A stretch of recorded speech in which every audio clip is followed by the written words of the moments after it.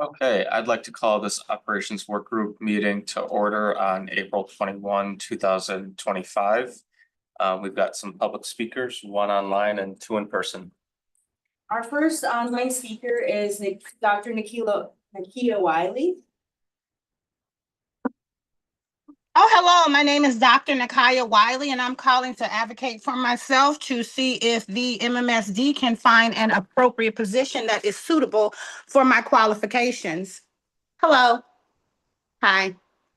I was sent a medical release document from Human Resources on April 16th, and I am appealing that decision formally. Thank you.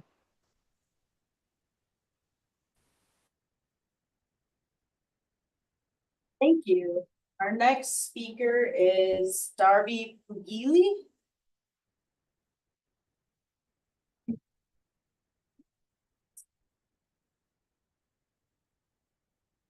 I'm on Zoom.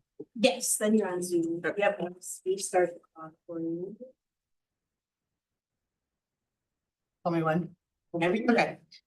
I'm an elementary school teacher in the district. I'm also the parent of an MMSD alumnus, just graduated from MMSD, College Career and Community Ready. He's about to graduate from one of the world's leading computer science programs into a six-figure job. I give much credit to East High School for that. I have so many thoughts and feelings about what I'd like to share with you tonight, but I also want to be concise, accurate, and thoughtful. The days I've been writing and rewriting this statement while looking at tonight's slides still weren't enough to craft it to perfection, so I'm going to go with short and sweet instead. My main request for you today is to look at everything with a discerning eye. There are several slides that have graphics on them, and I want you to notice whether they're proportional or not. We're talking about that in my sixth grade math class.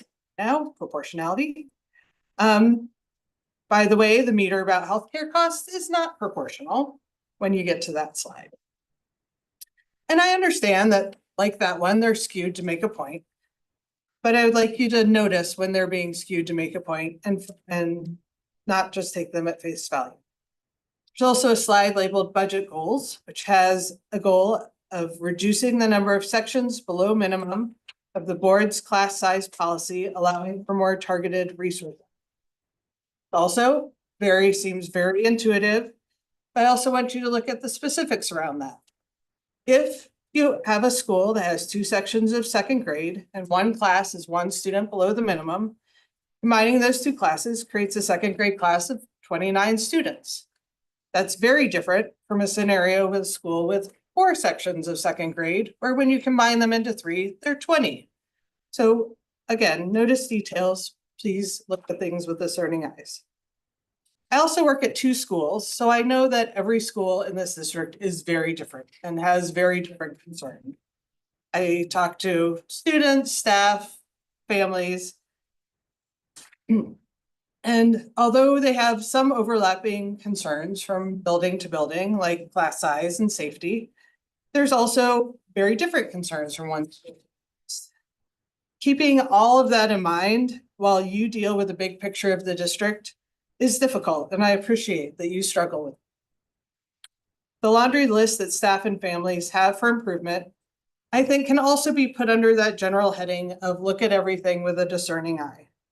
Listen to what the administrators tell you, and also listen to the information you hear from staff, students, and families. I'd also encourage you, if you have a chance, to stop by and visit the schools that are under your purview.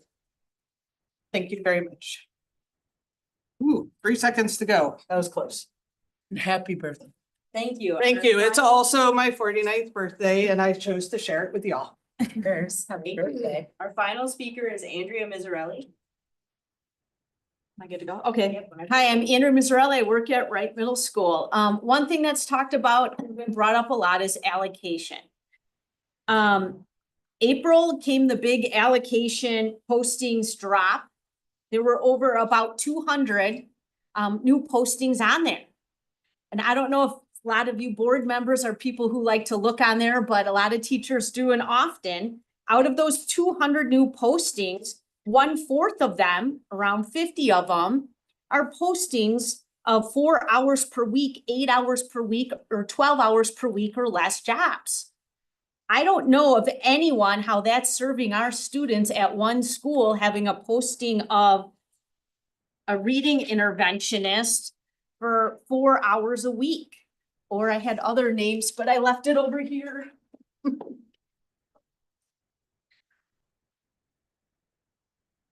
We had postings of a student engagement coordinator for 1.32 hours per week, a social studies teacher at a high school for 3.16 hours per week, a French teacher at 3.16 hours per week, math interventionist, literacy interventionist, 4 hours a week, and it goes on. These aren't positions that are desirable out to the public. I don't know who's coming in for 45 minutes every day a week to teach a French class. We really want you to relook at how the allocation process works. That's about 10 FTE, this 1/4 of positions that's increasing, but they aren't going to be jobs that actually get filled for 4 hours a week. So I'm recommending that we change how this allocation process works and include our schools in and a part of it. I also want to talk about, there was a retention strategy slide mentioned in the slides for the budget item. I have a free solution that doesn't cost any money. Actually listen to MTI and our staff. The first thing I would say is follow the handbook. The handbook still is not being followed all the way through. Stop changing insurance policies yearly. Every year there keeps being changes after changes of who to go to. Nobody even knows if they're paying the correct amounts and have to recontact courts every time they go to a visit with changing and with using GHC still. And also listen to our subcommittees from our handbook. A lot of these subcommittees had associate soups on with them, and they agreed on changes that need to be made, and that would be made for the better of our schools. So those are things that I recommend with free from our staff that we should be listening to that won't cost any budgetary money. Thank you. All right, thank you. That concludes our public comment. Moving to item 3.1, approval of minutes. I move to approve the minutes from operations work group meeting dated March 10, 2025. Can I get a second? Second, board member Muldrow, board member Fernando, your advisory vote. Aye. All those in favor? Aye. Aye. Aye. Thank you. Motion carries, I believe. Yes. All right, we have a really jam-packed meeting tonight. Need of the budget development process, healthcare, and a big referendum update tonight. So let's get started. Dr. Gothard or Bob, if you have any opening remarks. Thank you, Board Member Castro. We are going to get started. Present where we are in referendum 2024. After that, we've got some healthcare insurance information that we're going to share with you. We'll take a brief break and we'll come back and finish up with budget and some policy work. So yes, 4 pretty meaty topics to cover tonight.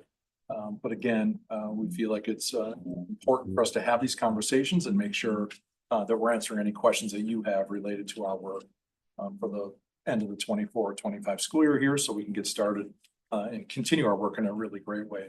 So I'm going to turn it over to Scott to start tonight's presentation on referendum 2024. All right, thank you, Dr. Gothard. Starting on slide 8. Starting on slide 8, this gives our overall project timeline. We are currently on time.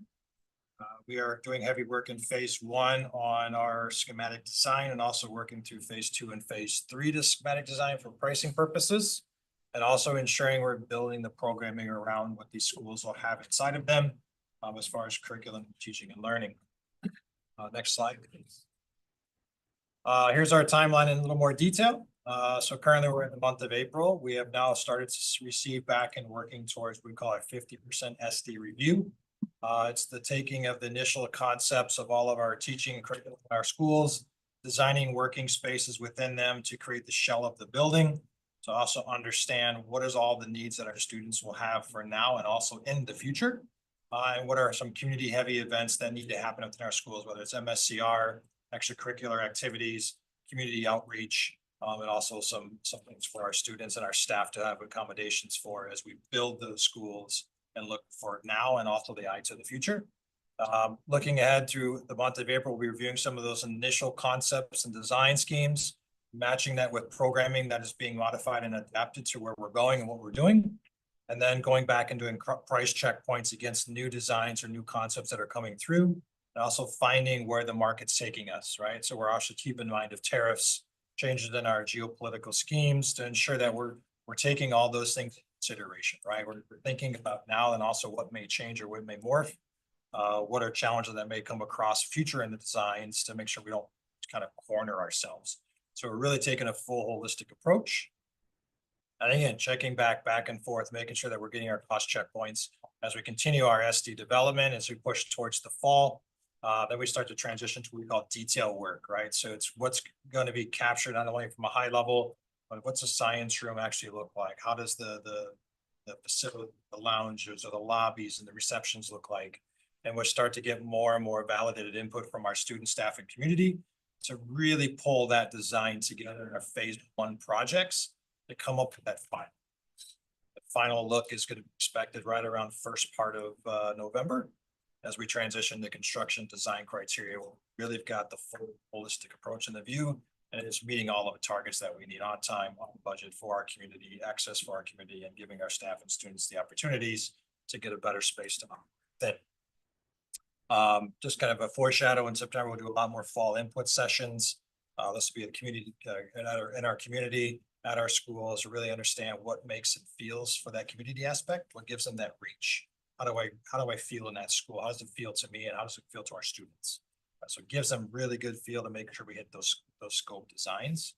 And soon enough, we'll have a Mentimeter that'll be coming out as well for more of our community and staff members to join us, to give us more input as we start to develop even more. We want some background work, right? Allow us to keep working and shaping as they keep giving us more information.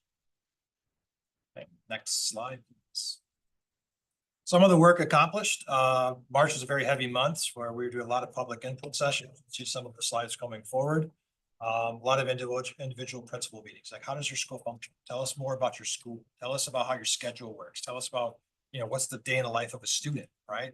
And then taking that with staff members, like, how do you operate? How do you function? How do you interact? How do you use the tools that you use? What do they look like? What would they look like? What would you like?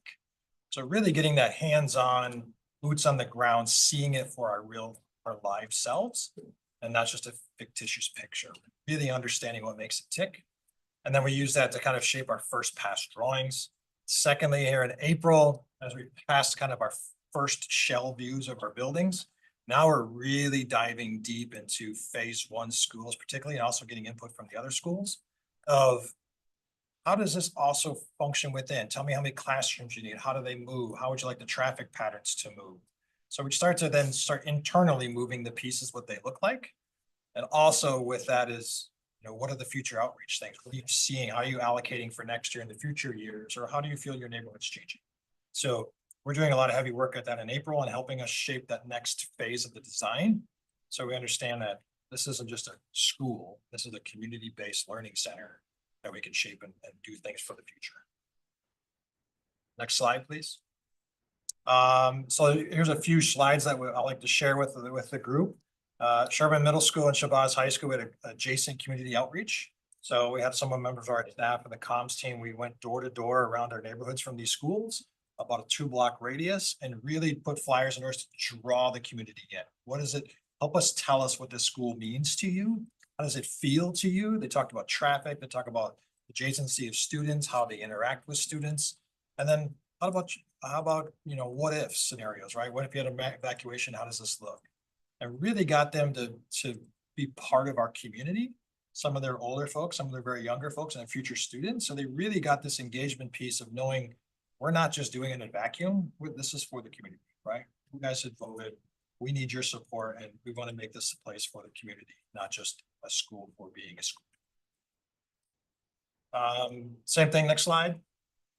Blackhawk Gompers, again, we went to phase 1 schools, did the same type of exercise where we talked about adjacent community members came in. We had some organizations that came in and talked about, hey, I'd like us don't put a concrete path here because this floods or other issues that we do not know about. Also, we like the green space, right? We like to be involved in the culture in the area. So let's try to shape these communities the way they like to be. And as you can see in the back, it's hard to see, but there's some pictures up there on the back walls where we got the community members to put Post-it notes and red dots and green dots of things that they like to see, but got them very interactive, right? Seeing what they could be and what it's shaping to be. And we got some good messages about, you know, these have to be safe and secure entries, open to the public, very open green spaces, and not just giant buildings of brick. Next slide, please. Sue and Darren Green did a nice job of being their annual town hall. I think it's annual town hall. Sue provided some meals for local community folks. We had about 55, 60 people arrive. I got to present to you kind of what the vision of this school and the landscape will be and how we're shaping our schools, right? We're really asking them to dig deep as a community. There was community members, there was local community education centers nearby. Anthony came from, Anthony came and I had a chat about how he could be involved in getting more people into our next public input session. Also that engagement piece of red dots, green dots, Post-it notes of like, if you don't see something, tell us, right? Give us some really interactive tools or watch outs or things you want to see as a community, which you can incorporate the school to help build their education learning things. Talk about MSCR programs very heavily about how we get students to draw more into those places and how do we work with the neighborhood centers? Like, can we give something that they may not offer or vice versa, right? How can they bring them to us? Start to build that partnership. Next slide, please. Senate reached out. They're in a phase 3 school, but their staff wanted to learn with their students about forward thinking, right? So their 6th graders had a challenge asking about what makes the school decisions to put a school to referendum. And also they know their challenges at their school of capacity issues, being tight hallways, lack of bathrooms, and just the setup that they currently have. So they asked me to come give a lecture for a couple hours, 4 sections, talking about thinking differently, right? Having a clean slate, thinking about things that maybe how do they give accessibility? What are the challenges that they see within that school? And then offer them the ability to go brainstorm. I had some strategic questions in there about like, how do you think about this? Go look at this research, look at HVAC systems, think of something different than just a textbook, right? Use Google, look at images. So then they got to have that lecture. About 2 weeks later, they had a poster presentation. So myself and one of the architects from OPN, we spent an afternoon and really going one-on-one with students about showing us what you shot, what would you see? How did you see it? What research did you do? Show me some supporting evidence. And they brought some amazing things up about folks that are deaf and hard of hearing. How do we have visual things, and-on lights? How do we think of ADA accessibility, safety and security? So it was a very eye-opening about the students have a very unique lens. And we were able to share that with the architects and really get them to hone in, especially the deaf and hard of hearing there in that school. It brought us a really good forward light and the students were highly engaged. Probably one of the best experiences I have in the district so far. It's absolutely phenomenal. I've worked with all the principals now. We're looking to kind of do that same type of challenge here in the fall when they have time to build that in their curriculum. So we'll spread that through the other phase of schools as well to get them students engaged and hear their voice at a real finite level, right? They get a really chance to explore what it could be, right? And open also their capabilities and their eyes to something different, right? So that's a hands-on but true exercise. And these students will be lucky in 2 years from now, we start doing more detailed design. We'll see that thing kind of come really good. They're excited to see what happens from the next phase of what we take, what did we learn. So it's a good way for future community members, which is awesome. Next slide, please. Sherman Middle School is one of our first phase 1 student input sessions. Besides Senate was more interactive poster. So we had their student council members, student leadership group join us, about 100 members of their school, give or take. And they really showed us a hands-on exercise about what they liked and didn't like in these visual exercises. Then we asked them, write down your ideas, like as a small groups or tables. And we heard some outstanding things from our students talking about utilization of classrooms. Don't make it be a dark, scary place that no one ever uses. Make sure it's functional. Make sure it's not, you don't have to cool a building you're not using, right? And really coming together to make sure it's open to the community, inclusive, having the ability to be flexible, So our students are way above and challenging ourselves of like, we gotta hit this target, right? We have these things that they're already seeing and feeling. So our Sherman students did a great and phenomenal job. Really gave us a lot of input to keep driving our forward design from a student lens. Next slide.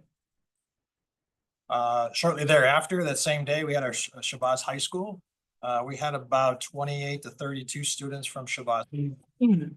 Again, looking at the same visual exercises, you can see a lot of green dots, red dots in the background, and they help to shape what they feel, right? They're talking about all the things about not hard angles, being more enlightened to what artistic feels like, being enlightened about how they learn and educate at community-based or project-based learning and getting indoor-outdoor relationship. And one of the things that really stood out for them is, you know, they don't want a museum, they want a school. They want someplace that feels like a school, looks like a school, and has the touch of a school, not a Frank Lloyd Wright museum. Right? It's very inspirational hearing that. So it gives them that feeling of comfort, and that's their structure for that part of their life. It's very good input for that. Next slide. So some common themes that we've heard, right? This is about input and feeling things from our community. Some of the things, I won't read them verbatim, but small spaces for students to hang out, have quiet study, right? Being able to isolate at times and really focus on their work. Variety of seating styles in the classrooms and the buildings. So it's not just a normal classroom and a desk. Maybe it's a stadium tiered seating in a classroom, or ability to have soft cushion in a common space where they can kind of feel relaxed on the physical side, so they can on an intelligent and emotional side. Spaces that are flexible, used for multiple purposes, right? Flexing labs, flexing classrooms, so they can serve a multitude of ways to learn, and not just a traditional classroom. How not only now, but what does it look like 25 years from now? That's what we have to keep looking forward. And then places that feel safe, secure, private spaces to hide or hunker down or really feel available and read, right? Having that ability to feel like this is their space. They feel comfortable here. They have a chance for learning, and they don't have to worry about the outside world. They can focus on what they need to do as a student, not what maybe environmental struggles that might be at work. Next slide, please. And then staff, right? So we asked our students and our staff. We all have this say, right? Our staff, appropriate in classroom storage, right? It's a kind of a common thing as some of our curriculums change and things that happen. We just have to have classroom storage. Keep not out of a bin, right? It's having the things you can move around and store. Multiple meeting and collaborations, not your traditional classroom, but can we break out and have small teacher groups, the science group talks or the literacy group talks, having that ability to do that and not have to compromise where they are, have the privacy to have those professional learnings. Flexible learning spaces, again, big common theme, flexible learning spaces, right? Being able to flex and change how you deliver the curriculum on an annual basis or even a week-to-week basis. Separate circulation for age groups, keeping things kind of to keep the groups together, and bigs and littles sometimes don't mix. Children or siblings, sometimes it doesn't work very well. So keeping that ability to have circulation changes when they get commonality. And then spaces where have student sense of belonging, right? That belonging, connection, having a connection to the school, community, its partners, having that feeling, that's what the staff also really engages to be. Next question, or next slide. And then we did a Mentimeter, right? So asking all of our independent sessions about what are the words that resonate to you as a community, right? What are you seeing? So you got safe, community, welcoming. Biggest one is being the resource, right? Being the resource for our community, our students. It's very open, being that community-based learning. And then one of the nice thing is a place that inspires leaders, right? We all want to strive to build the next generation of leaders, regardless of what it is, being inclusive, being diverse. That's what we see Madison schools to be, which is then a good symbol that Western Madison's growing, right? So these are our targets. These are things we have to continue to harness and grow. Next slide, please. Some interesting data. This is the Madison planning website. Madison's, we all know, is growing exponentially, and it's growing in something we never thought it would grow, and that are not growing as fast, right? But there's some very big pockets of growth, which affects how our school system and our capacities of our school. So during this referendum, we're really working hard to understand where are the pockets of growth in Madison, and where are they going to hit our schools? Right? How are we shaping our future schools to make sure we don't dead end and we're out of capacity, but yet we've got all this potential housing that's showing up, right? So thinking ahead about how we build the capacity, and are we building the right type of classrooms or the size of the school? And when we do that, are we having a flexibility to adapt and to the space later with not a lot of cost and extra money, right? Right now, we can build it for what it is, but we don't want to dead end, right? We don't want to confine what we have. We got to build for these future plans and growth. And this is what City of Madison's telling us currently is all the different places that are popping up. So we're taking all that consideration. Next slide, please. So one of the things I thought was really pretty interesting to see is pre-referendum now, given all the recent growth in our city and what's been showing up and all the plans that the city has and all the new housing that we're seeing is show up every week in the paper, it feels like we're up 270 students in our capacity than pre-referendum. Right, and here's kind of the quick breakdown. Shabazz. Sherman's got 34, Shabazz is 29. Projected enrollment growth over the next 15 years. So we've got to be planning for all of those pockets of extra people. In Black Hawk Gompers, we've already built pre-referendum for some of the other project and growth work, but also doesn't mean it's going to stop. So how do we put it in the next line? Make sure we can add a class, right? Watch as those students grow. Pocket of students, like, great. So as you see, we going along, we're keeping constant mind of what's the city doing around us to ensure we're building capacity. We're not unwisely building a school that's not going to fit our needs of our community. Next slide. And then again, going back to some of the other aspects of when you have a shall look at the program. So we're looking at what's required for safety and security, working with Cindy's group and the heavy administrators and the staff level. What is the capacity now in the future we just talked about? What's needed to enhance education, not just what's for today, but what's teaching and learning do in 5 years, 10 years, 15, 20 years from now, and how are we adapting? We're looking at 4K programming, all the different types of art, performing arts attachments to our building, whether it's cafeterias or the gymnasium, how we building that together to build performance spaces. CTE labs, clean labs, dry labs, talking about woods, metals, eventually moving for graphic arts. Flexibility of learning, right? We talked about flexible labs, moving a space, moving a lab classroom to a lecture space and back and forth. All of our buildings have the MSCR ready, and it can also community access, right? After school programming, whether it's MSCR or weekend programming, how do we give that access to our building space, but also hear our education wings? So we design it as keeping education wings kind of off the beaten path, for lack of a better term. Keeping that confined to one area of movement of the building, you know, completely accessible, but not intruding on our comfort where our students will be. And we want intrusion. Next slide.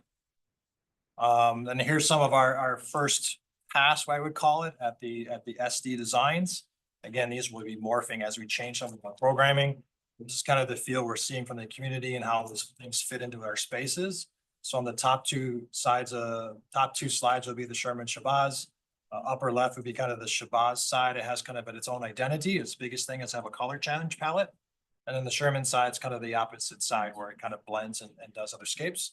We're making sure that at our combo schools, they do have separate entrances. They have different identities. They have the ability to do and function as their independent school, but yet some commonality in the middle that we can use for cafeteria, kitchen spaces, combination of the plants and electrical systems. So you're getting the value within it, but also they have their spaces to move and do as they feel, and having the ability to do exit plans in their entrances and maneuvering around the building with the welcome centers. And these will keep shaping and morphing as we go through, but I thought I'd share the kind of the first pass concepts and learning some of the things with our community members and how we're putting the school as we can do. We'll just keep building on that and share more as we go through. About another month, we'll have another rendition as we see programming changes. Okay. I think that's it for me. Board Member Muldrow. My first questions are for Bob. So in consideration of our schools that share space, are those schools also positioned to share staff? I'm really honing in on Sherman and Shabazz because Shabazz, given the number of students, is one of our most expensive programs, right? To have a full-time principal for around 100 kids at 4 grade levels. So one, is Shabazz expected to grow through this new building? And also, is there a cost savings related to these schools' abilities to share staff? I'll take take a shot at that. Well, one, we haven't given any consideration in terms of the operating needs for the buildings, right? We're only gonna begin construction in January, February of 2026, but I'm not aware of any plans to change how we're staffing the two schools today. It's not that it could be, for consideration for future meetings, but. Cindy? Yeah, I would just add to part of, good morning, good afternoon. To answer a part of your question in terms of increasing student enrollment, our goal is to increase student enrollment. Shabazz currently has right now between 115 and 120 students, and our goal is to increase to 150 students with the new building. The current space doesn't allow for more students, both based on their project-based learning design and the space that they have which is mostly kind of on that second floor, but the new space will. So our enrollment will increase up to 150. I'm grateful to hear that, and it's still significantly smaller than the comprehensive high schools. And I think there's a benefit to that in terms of diversity related to our offerings, but I also think there's a realistic expense.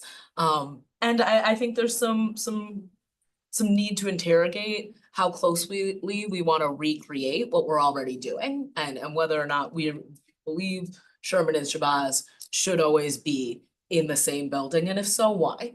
My second question is also for Bob, although it is related to a slide we just saw. So the project capacity change, the 270. There are two schools missing in terms of our middle school level. I understand that they're not included because they're not referendum projects. However, one of them is our largest middle school and is one of the best middle schools in the state. And so in order to have a real clear projection of the overall growth at that level, I think it'd be tremendously helpful to include Hamilton and O'Keefe. The other thing I think is relevant in terms of consideration in relationship to Hamilton and O'Keefe's attachment to Marquette, and kind of the long-term strategy again around when we are putting two schools in the same building, and the implications both in terms of instruction and in terms of programming and academic success. Is there any way you can speak to the growth anticipated at those two schools at this time? And I'm sorry, if you want to bring up the slide I'm looking at, it's number 21. Board Member Muldrow, again, this was just related to the capacity changes for the project, to ensure that we're finding that right size so that we're not building something that all of a sudden we already have a limitation built on something we could have changed. You're right about Hamilton. If Hamilton were on here, you would see that their projected capacity change would be zero, their capacity. There's very few students who we can add to that facility, so it's one that we have to look for some other solutions. If it's a popular school, how do we continue to allow that to be? If there are going to be new residents or new prospective students moving into that feeder pattern, what are the alternatives that we can provide to ensure that we can continue to function in that facility? I think some of the other shared staff, our shared building conversations or questions that you have, I think it would be an interesting thing for us to look at. We don't really have a K-8 or a 6 through 12 mindset in MMSD. And it doesn't mean that we couldn't, but it's a very different perspective when we're aligning some of the curricular offerings. So there could be more shared staff. Right now, certification and kind of program of studies, instructional model is what would be a barrier for us. Some support services staff and folks like that, it might be easier to share some of them. And we know that we have middle school students who are approximate to the high school who will take advanced classes at the high school if they can. I greatly appreciate that. And I think part of what I'm looking at is what I hear year after year is that we need greater efficiency administratively in order to have more teachers. And so that is both a reality of kind of central office and the schools themselves. And I think we've got some opportunity to really take that into consideration. I'm really hoping that we have theater and dance spaces in our middle schools and that we have kind of a solidified plan to make sure that arts education is prioritized. I'm really hoping our schools are sustainable. I think the last thing I want to speak to is how much I appreciate the work you all have done to gather student, staff, and community voice, and that seems to be a long-term approach to this work. The one thing I'm hoping for is that we can inform that conversation from a space of expertise. So it is beautiful for kids to say, I want more outdoor space. It is different than us saying best practice in education is to make sure kids have access to play-based learning. Best practice in education is to make sure that kids have spaces where they can express emotion and self-regulate. And we're creating based on best practice and based on evidence that we as educators are bringing to the table, because we can inform the really creative ideas of young people through best practice. I think the last thing I want to make sure to mention right now is the investments we've made in things like LED lighting and our ability to actually bring materials we've already used into these new facilities. And so if we are using, previously invested in materials to support the work we're doing, that's really important. My last question is for Bob. Tariffs are obviously having a tremendous impact on our economy, and I didn't factor them in when we went to referendum. If you all did, ooh, what a crystal ball you've got. I have some real concern about our ability as a district to purchase the raw materials to build these buildings. It's part of the reason I'm talking about the sustainability of using things we've already invested in. I think it's a hard thing to project out a year from now where the economy will be or what tariffs will mean. But I think were we to try to resource these projects right now, we would realize really rapidly that they're going to cost more than we originally anticipated. What are we doing to navigate that? And I'm sorry if you're the person to answer and I directed it at Bob. Yeah, no, it's fine. Him and I were working very closely and collaborating about how we're doing bond sales and then making sure we're working with our CMs to identify things that are at risk. And also being able to say, hey, if we can get a value of that process now, we know the value, we know it's going over time, it only inflates, right? That's just the history of everything in the world. We'll go buy it now, have commonality and use the buying power that we will have, and then store it so we have a universal standard across all these buildings as well. So one, it avoids the tariff, and also it gets us to the buying power levels that we have. So we're very actively working with our CM, especially this first SD part of our process. It's like you're pricing it, now you have 400 of these. There's a price here and there's a price here. Let's go after this price to offset future geopolitical issues and really being cognizant about this isn't today's buying. We need to be 4 years buying too. So we're already actively working. We've set some kind of that levels of contingency or levels of buying because we have that ability to do that, but also being conscious of go over that, right? There's a balance between what you can and can't do. And we're finding alternative sources, whether it be Canada or Mexico versus some other places, right? So some of those changes are happening. So being able to use our CMs and our contractors we want multiple options here, and we have the ability to do this. Let's secure this for our timeline and our costs. So we're actively, I think every week, 3 or 4 times a week, that conversation comes up and we're proactively pushing to ensure we're doing that. And Bob's given us a great support to do that. All right. Thank you so much for answering my questions. It's a tremendously complex long-term issue that I don't think you all should have to navigate. And I'm sorry that you do. And I appreciate the agility you're approaching it with. Thank you, Chair Castro. Board Member Fernando, then Board Member Vandermeulen. Thanks. So I don't have a question. I have more of a comment. Kind of building on to what Board Member Muldrow just said. I would really urge you guys to come at this project with a focus on transparency to our community. There have been a lot of changes in the past 3 months in the scope of education and beyond, and obviously more and more things are going to change. And I think as this project may change or evolve through community sessions or through something more broad or like broader, I would really urge you guys to be transparent with our students, our staff, our community members. Thank you so much for all the work you've done with students and student input. It's amazing that they've been able to bring this project into their classrooms and really be part of it. But I think when looking at the 2020 referendum, I think there were some decisions that were made that were brought up in the student groups or focus groups, and obviously not everything is going to work like logistically with time, space, whatever it is. But I think there wasn't always the communication about like why it didn't work. And so there were, and like speaking from my perspective at West, I think like there were a couple things of like, okay, we're fine that like this doesn't exist, but like we asked for it and like if there's a reason why it doesn't exist, that's fine. But like I think it's with a project as big and as and like with the scope of this, it can be really easy at times to kind of touch base with one group and then not come back to them. So I would really urge you to just like maintain transparency and communicate like why things aren't going to happen in a specific way or like why they are happening. But yeah, thank you so much for like your dedication to student voice. Yeah, that's all I have, Chair Castro. Thank you. Board Member Vandermeer and then Board Member Mosner Feltham.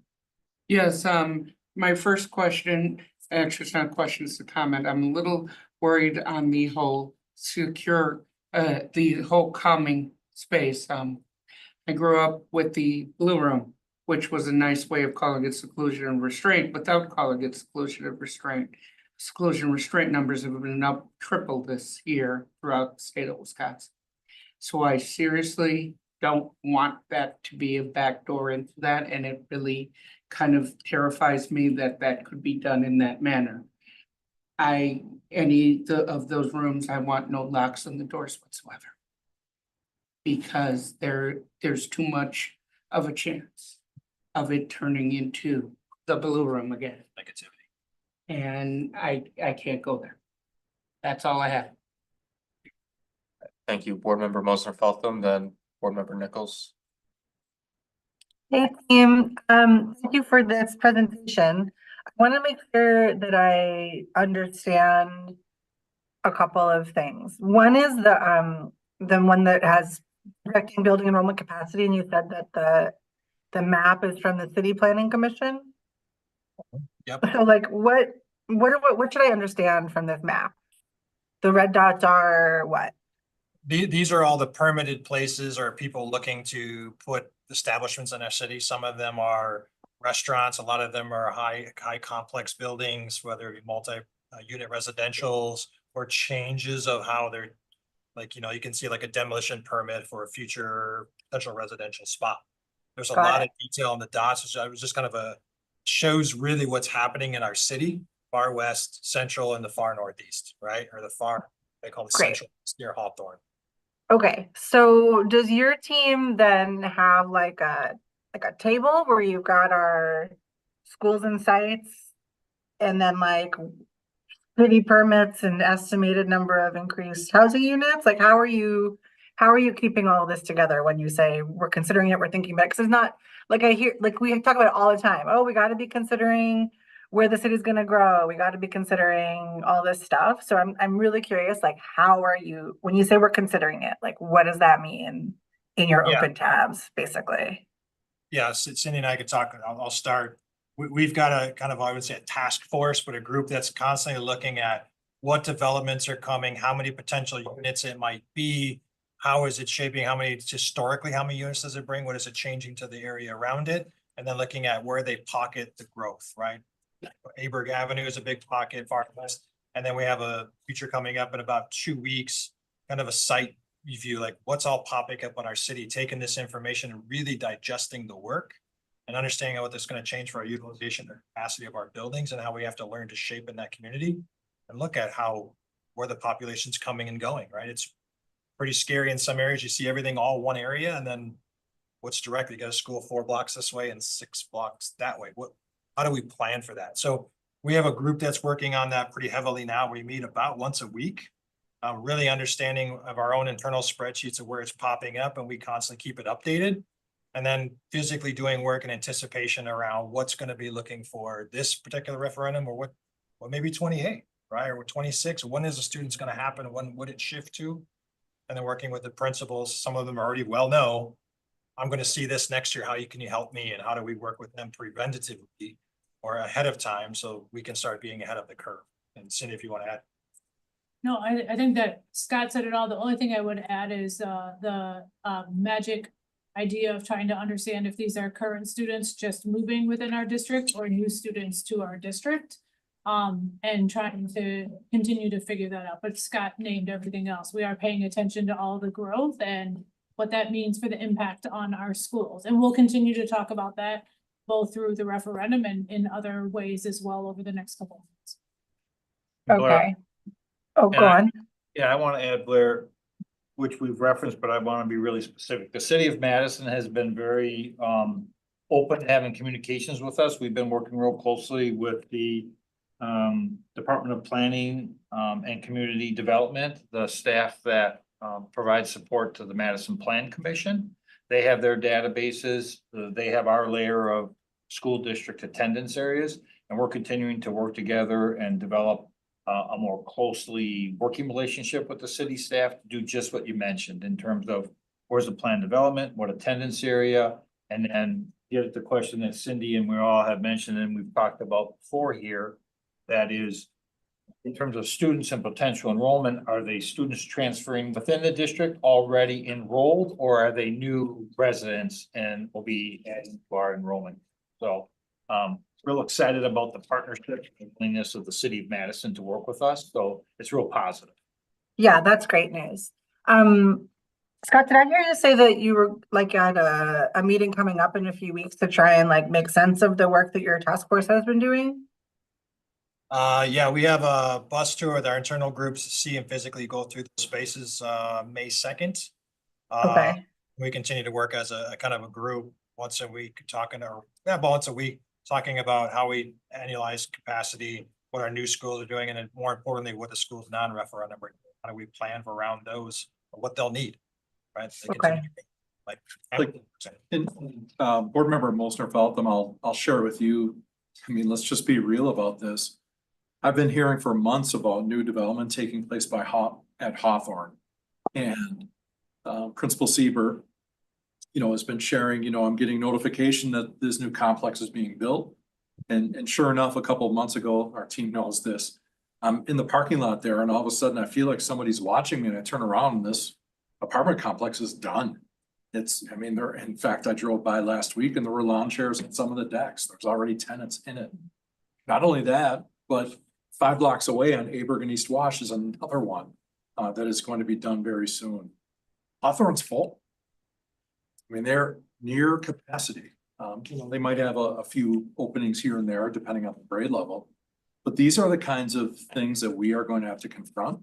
And I don't want to treat this like this is just Hawthorne. We have to deal with this. I want to develop a system so that we can understand our city, how to work with our city, our staff, our partners, so that this can become, if this becomes the new normal, we're ready. We're standing at the ready, and that we're still serving our students and our staff and our community in the best way possible. Another one is Gillespie. Gillespie's allocation, they were up 130 students this year. In a school that's, they might not be at physical capacity, but with 130 more, quickly. Principal Thiel 2 weeks ago said, I just got notification that there's a building permit for right off Odana Road in our attendance area, or right off of Minter Point. That's right in our attendance area that's going to be ready. So these are the kinds of things that are happening out of our control that we're going to have to confront and embrace and find a way to create systems of support. So it is exciting, but it's really challenging as well. Our bus tour is going to give our team a chance. I'm driving all over the city right now, visiting schools, and I come back and probably driving them crazy, telling them about all the development, but I want them to see it as well, because it's a different feeling when you're out driving around and you see something that wasn't there 6 months ago, and you know that there are going to be people there. There are currently 5,000 bedrooms under construction in Madison. That's senior housing, that's student housing, that's affordable housing. And there's tens of thousands of more bedrooms that are in various stages of planning. Okay. I really appreciate all the insight and hearing about how your team is working on that. And I'll continue to be interested in how we're making sense of this and how the board can get our heads around your analysis and your partnership with the city as you work to understand this. So that was my question about that one. The next slide, the projected capacity change plus 270. Just want to make sure that I understand what I'm looking at. This is it says capacity changes are enrollment changes from pre-referendum to current. So is this, how many more students are attending those schools currently? Or this is a change that you've made to your enrollment estimates for those schools? That would be the enrollment estimates, looking at what new housing is coming from pre-ref to current, and also building that expansion into Shabazz, for example. So that's all kind of calculated in there from pre-ref to. I got it. Projected capacity. That's correct. Okay, understand. Cool. I love to hear all about what you're asking of students, and linking it to the curriculum, is like just my favorite thing to hear about. I have one other question or comment, but it's gone from my mind because I didn't write it down. So if it comes back, I'll let you know. Thank you, Chair. Okay, thank you. Board Member Nichols? Yes, thank you. I also appreciate the presentation tonight and hearing the updates.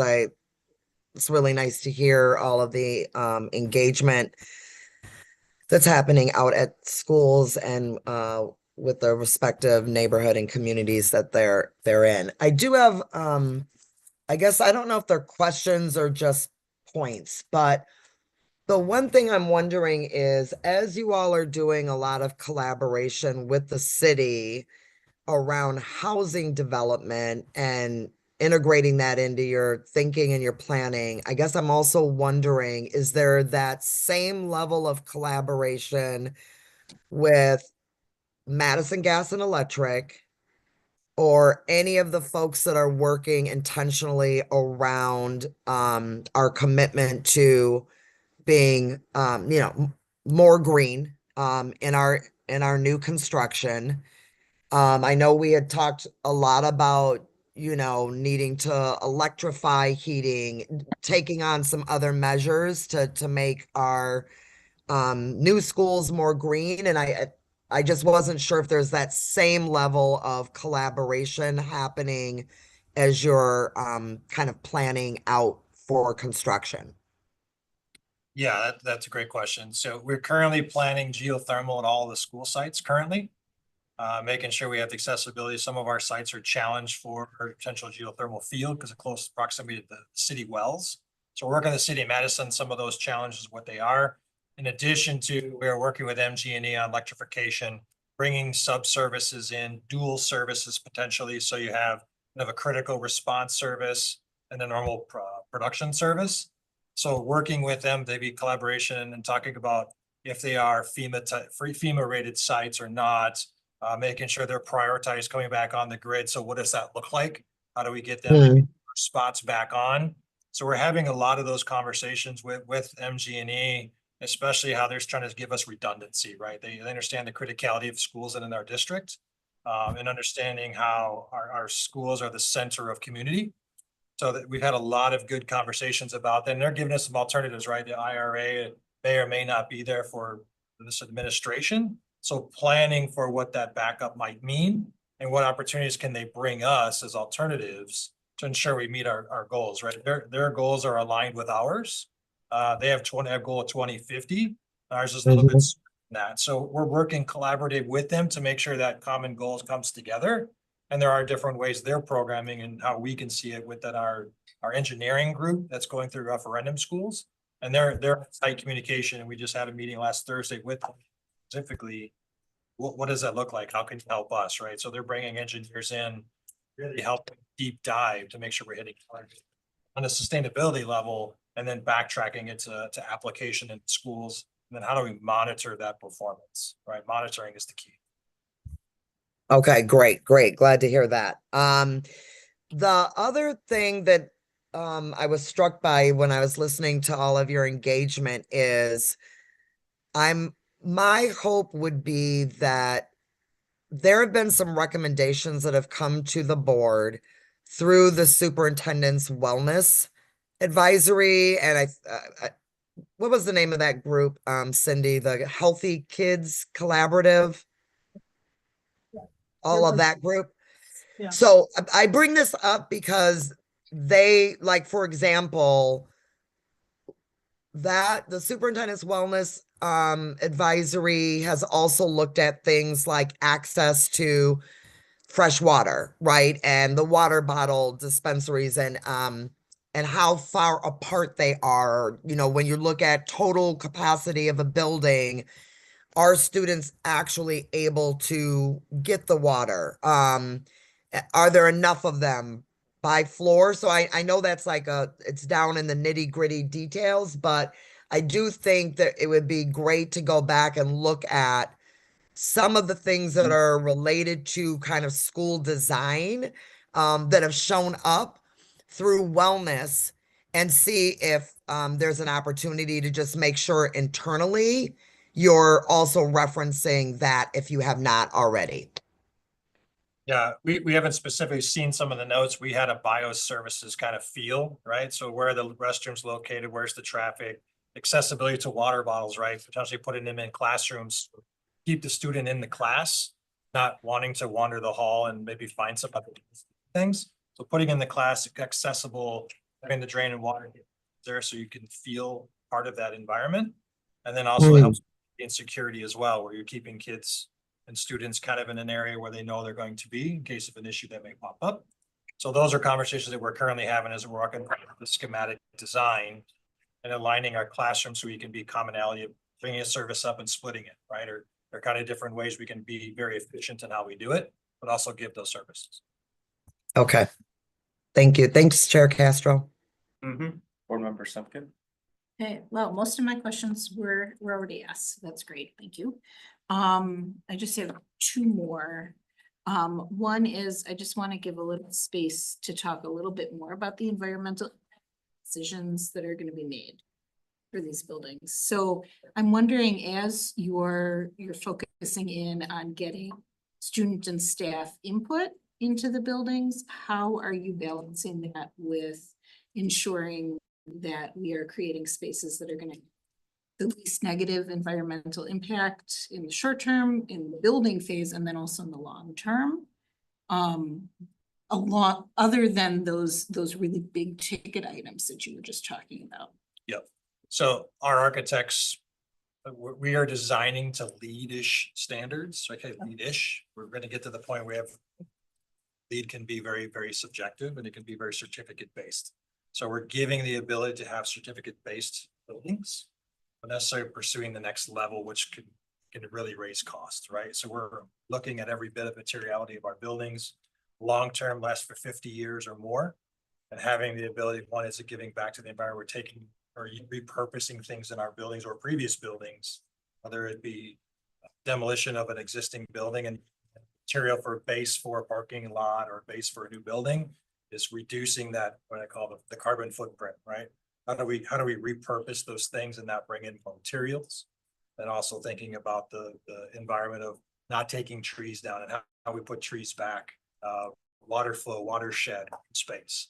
So those are all things we're working together when our engineers are doing and also developing with the City of Madison's environmental agencies, especially the forestry groups, making sure that we're not just hitting minimums, but what does it look like in future as well, or a stepped approach to make sure we're hitting some of those targets. Fantastic. So that leads really well to my next question, which is really around both food and outdoor space, as in like outdoor gardening opportunities and landscaping that is adding to the environment and to our students' experience at school rather than detracting. Yep. Can you talk a little bit about those outdoor spaces that are being envisioned, and then also when we are connecting the dots between having the ability to build the spaces to provide the food for students that we want to be able to provide, what is that looking like right now? Yeah. On your end? Yeah, so all of our school referendum sites will have garden spaces, ability to grow and flex it in size. We'll have to designate certain spaces just because of geothermal fields and kind of putting that back in alignment so it gets the proper amount of sun. We're not kind of capturing like, oh, you get this space and it's canopy, right? So giving that ability to grow a variety of things. Also, part of our kitchen process through food and nutrition is how can we use some of those things? Or even some like Shabazz students, how do we get to use that into their cooking classes, right? Things they want to do. In addition to all of our buildings, not schools, but buildings we're putting up, we'll have a community space. So I'll have a community cooking space, place for laundry, utilities, food pantries, having the ability to use those things. And maybe that's part of, we're building a garden for the community. This is a space that can be used for that. Or in the summertime through building curriculars, MSCR, whatever that might be, that space is there. So I have the ability to have water access and all those things to help build a sustainable garden. So it feels like there'd be a lot of different departments in the room for conversations. And so I guess I'm wondering, is curriculum and instruction having some really clear and big conversations around, like, once you put in a garden for students, it becomes a curriculum activity. So that would be one example. Like, are those conversations happening now, or are those going to happen later? So some of, but some of our schools already do that in their gardening spaces. Mhm. They're part of the germination and the process of seeding and putting it in. Over the summer, it grows. So they kind of have an odd season here, right? So they see the start of it. And then a lot of the summertime, they'll come and harvest it, their families and their community members. But we're given that same ability to do that with a little more extras to it. As far as the other side of that, CD conversation, we're just making sure that we give them that space. And it's never forgotten. It's part of who we are. Making sure it's designated for that and they get the right stuff. Okay, that sounds great. And then I'll just leave it with just one comment that, of course, that then impacts staffing, right? Because it's a lot of work to have a garden and to maintain it and to make connecting those dots. And so I feel like that's probably a conversation for a different night. But I'm excited to hear that you're putting together the foundation so that those experiences can happen. And then we just need to figure out how to make it happen. Yep. Thank you. Thank you. I'm gonna go real quick.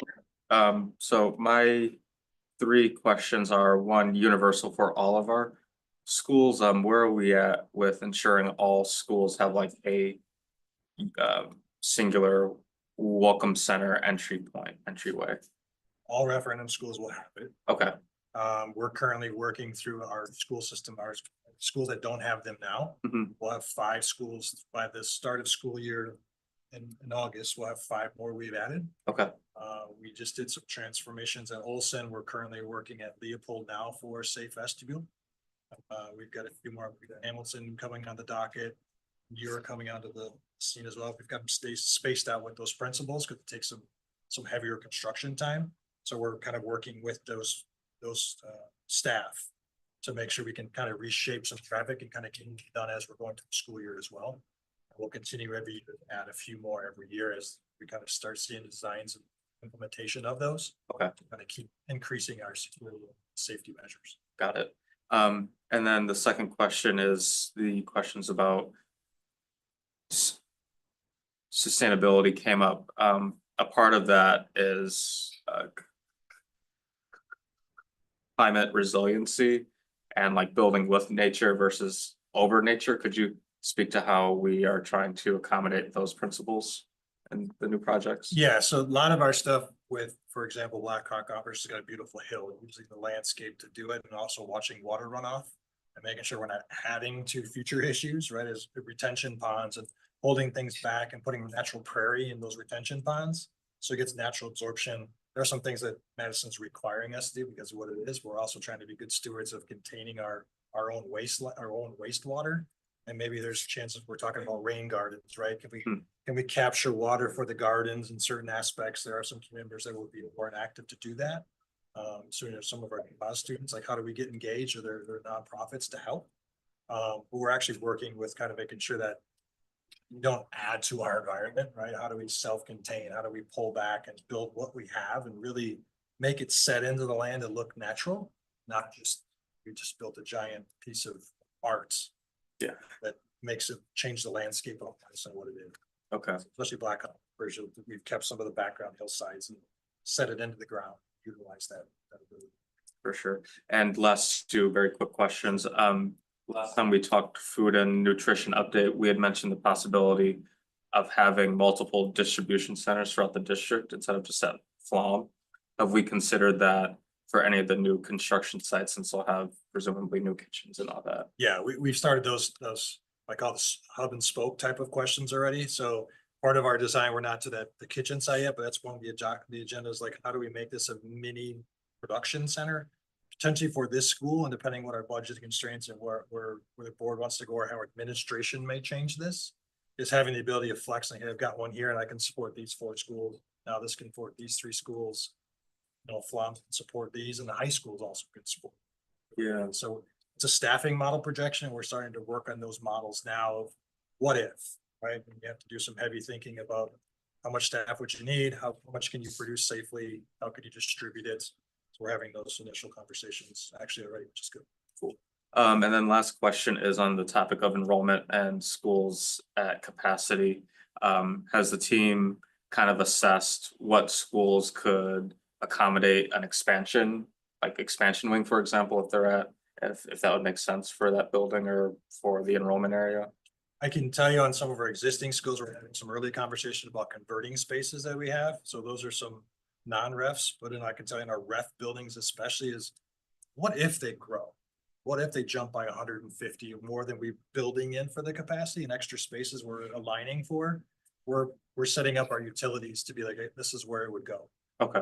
This is where this would go, and already planning what I would say, the landscape around it to be like, yep, we got to add a wing here.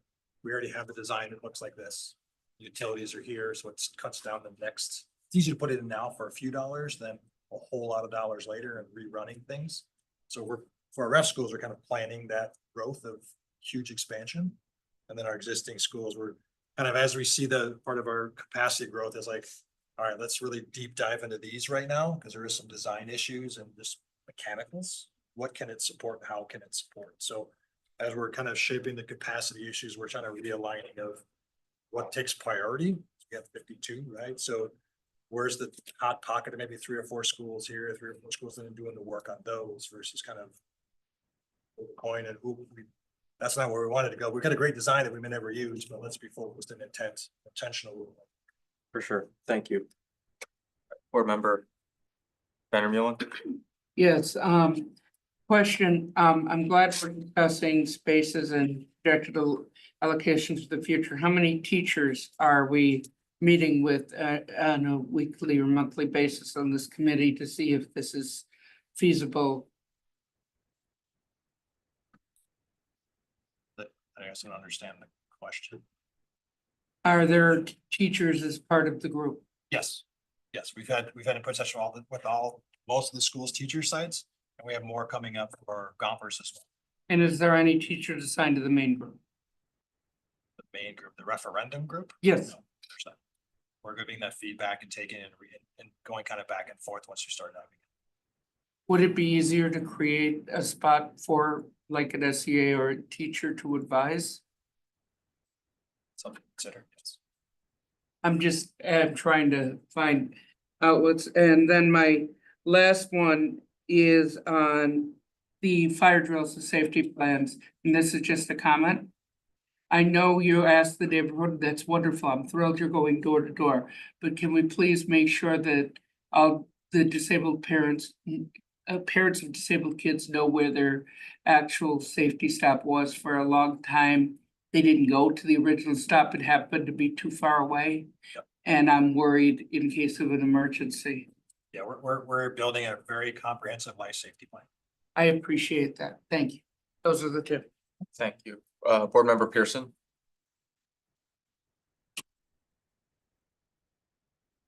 Yeah, thank you. Thank you, colleagues. Your questions were very much in line with what I wanted to ask. So thank you for asking those.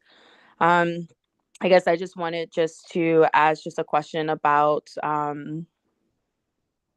as we're thinking about like public art, right? I know that a lot of our buildings, we have art on them and such. And so I was wondering, have we thought about like what that might look like as well with our buildings? Yeah, we are working to repurpose or move some of our art, especially in some of our schools that have been student created or community created. So we're working on trying to, we're doing assessment of what's in these buildings that can be repurposed, reused, and we've had some people said this can go with or must go with. We're taking plans to how we capture that. Then obviously we'll find a space we'll go into, but we're taking some accountability for. We've got to remove some things that of value, curriculum of community. So those are part of our assessment and moving what we currently know and using in our new spaces. They define who we are. Great, thank you. And then my other question is just, I know that I'm really excited about like RCT programming and such. And I know that we had discussed previously of wanting to kind of get our middle schoolers kind of engaged in that early on. And so as we're thinking about updating some of our schools, how are we also in thinking about connecting those pieces with our programming? Yeah. You want me to take this? Thank you for the question, Board Member Pearson. Next month, well, in 2 weeks, May, instruction work group, we're gonna spend some time going into both current state and future state around our CTE programming. So both for all of our middle schools as well as the schools that are having the referenda. So you'll get a deep dive into that.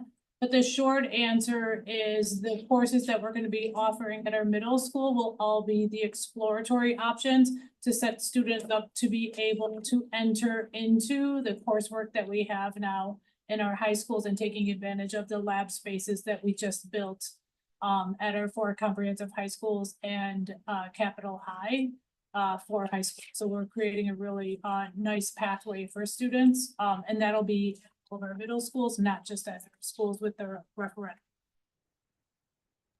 Great, thank you. That's all of my questions. All right. Thank you. Seeing no other questions, we can move on. Excellent. Thank you, Senior Executive Director Chiak. Next up will be Jennifer Trendell and Mr. Rachel and our guest from M3 to talk about our healthcare and benefits oriented direction. Please feel free to join me.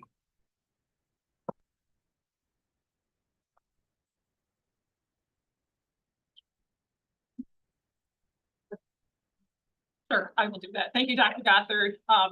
We do have several slides tonight on our health insurance. The health insurance renewal rates have come in. We have Rachel Carabell, who is the benefits manager, is here with us tonight, as is Bree Hellenbrand from M3 and also Angela Tessner. So I am going to turn it over to the team to go through these slides. Sure. Good evening, everybody. Next slide, please.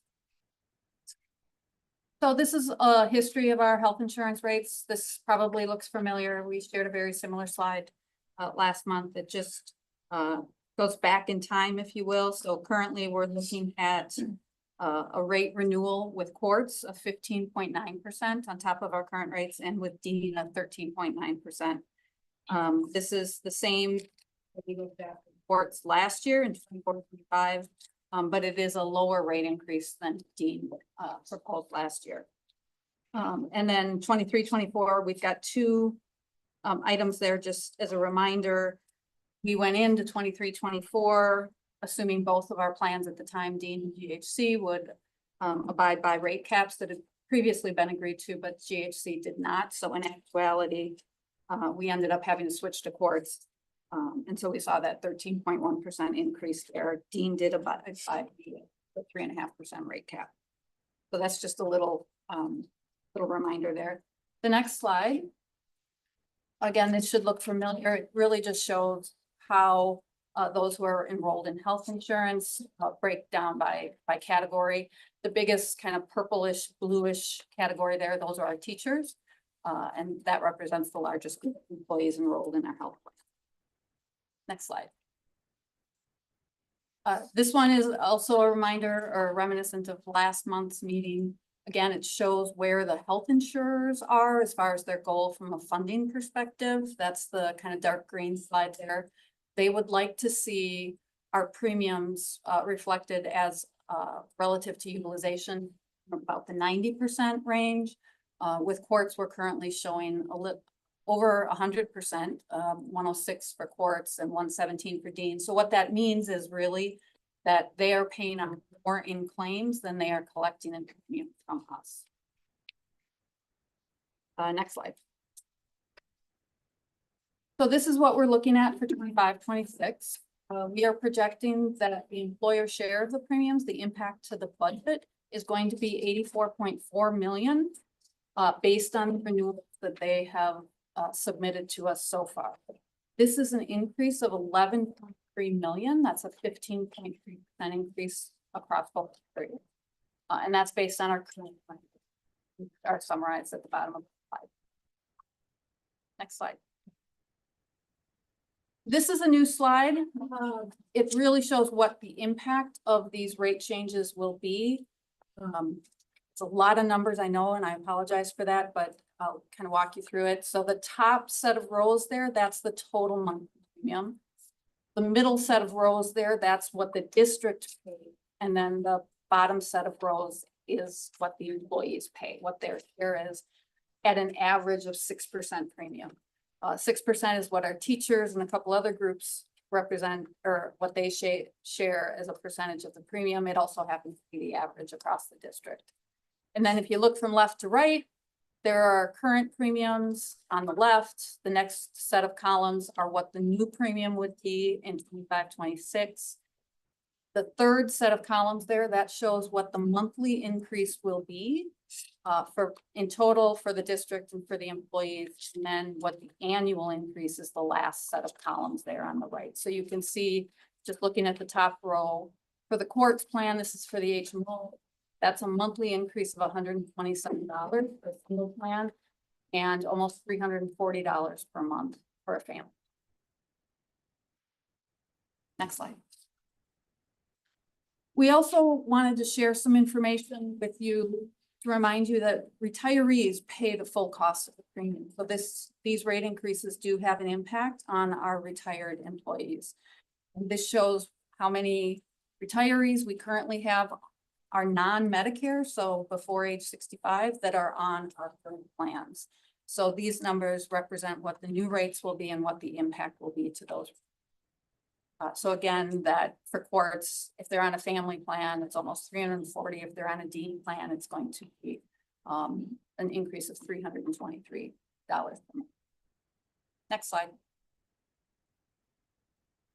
So this slide shows, if we maintain the current plan design, what the impact will be to the different parties that pay that premium. Again, it's 84.4 million is what we're budgeting for the employer share, the district share. Employees will pay $5.5 million in premium based on their percentage, and the non-Medicare retiree that are on our escrow plan, they use their personal illness credits to fund that. They will pay $3.2 million in premiums next year.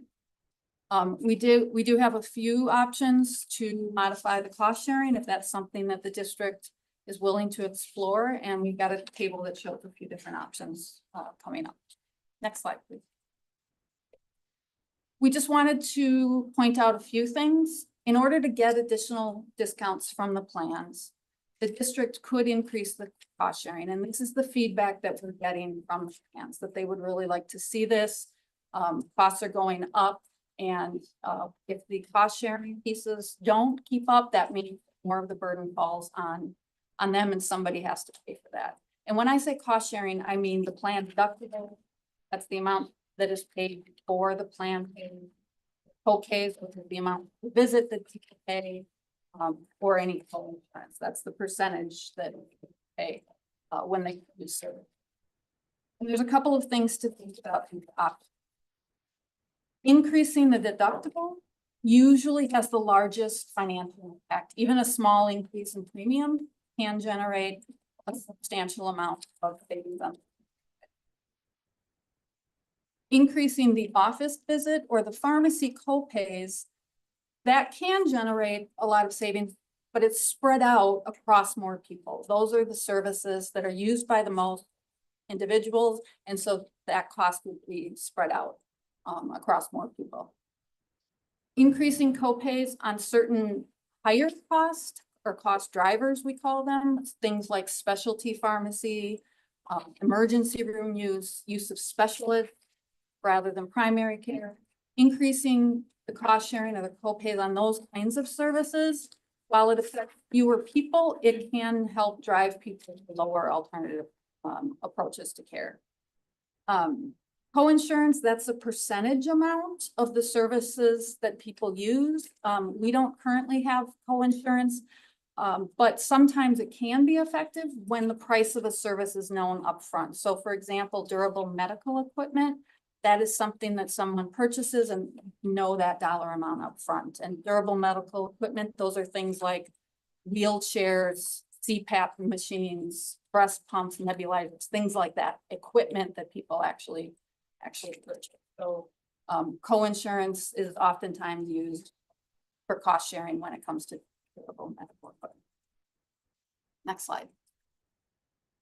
And again, I apologize for this chart. It's very tiny. I'm going to actually have to look at my copy here, make sure I can read it. But we've put together some options here based on what the working with M3 to get some financial impact if the board were interested in adopting any of these changes. So you can see there on the left is what the change would be.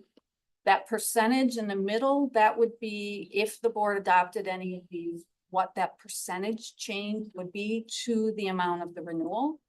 And then you can see in the right 3 columns what the impact would be both to employees, the district, and in total. We included a variety of options here, increasing the deductible to $200 for a single plan or $400 for a family plan is the top line there. So the total savings, if the board went that way, would be a savings of about $1 million. We have a couple of different options related to office visit copays.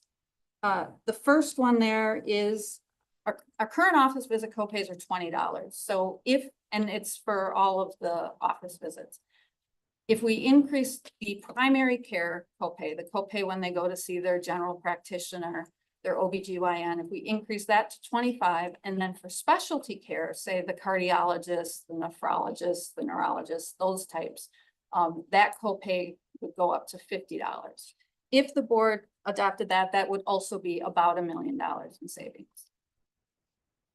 And then a couple of other copay options there. Currently, both of our plans waive the office visit copay for dependents. However, Dean and Quartz do it differently. So Dean waives it for 0 to 18-year-old dependents, but Quartz waives it for all dependents up to age 26. So the second or the middle option there under office visit copays is we would remove the copay waiver for dependents for both plans. So all dependents would be subject to the same copays that adults are on the plan. And that would save the plan about $790,000. If we just change the copay to Quartz so that it's the same, what they waive for dependents to the same as Dean, so that dependents 18 and older had to pay the same copay as other adults, that would save us about $236. So that would just sync those 2 plans up so they're treating dependents the same way. We have an option there to increase pharmacy copays, including the copay for specialty drugs, increasing the emergency room copay to $250, and then 20% co-insurance for durable medical equipment. If the district were interested in adopting those, instead of the 15.3% increase we're looking at right now, our overall increase would go to 9.6%. And I have a number on another slide that provides the dollar amount. Next slide, please. These are some slides. I know there was a separate memo that was shared with all of you, but these are some slides comparing how our premiums are right now as the employee share compared to some other districts. So this first slide looks at the largest districts in the state: Milwaukee Public Schools, Racine, Kenosha, Green Bay, etc. You can see our average there is 6%, but the range is 2.5% to 12%, depending on the employee category. You can see MPS has a variety of different plan designs and theirs ranges anywhere from 2% up to 14% for their different plans. Racine is in the 3 to 4% range. Racine is interesting because they divide it up between how much someone's salary is in terms of whether or not they pay the 3% or the 4%.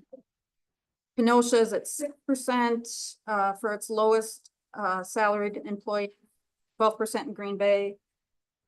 Dane County, if we go with the HMO plan, they're at 0. Both the state of Wisconsin or the city of Madison and the state of Wisconsin, those are all in the state employee health plan, if you will. And so they have a variety of options for how much they pay as a percentage of the premium. The next slide then shows other school districts in the Dane County area. You can see the other school districts in the area, they pay, they're closer to the between 10 and 12% of premium. Next slide. So this is the slide that shows what the budget would be if the board adopted those rate increases that were on the previous slide. So instead of the 84.4, we would be at 80.2 million for healthcare. This would be a $7.1 million increase compared to current spending. And down there, you could see what the plan design options would be.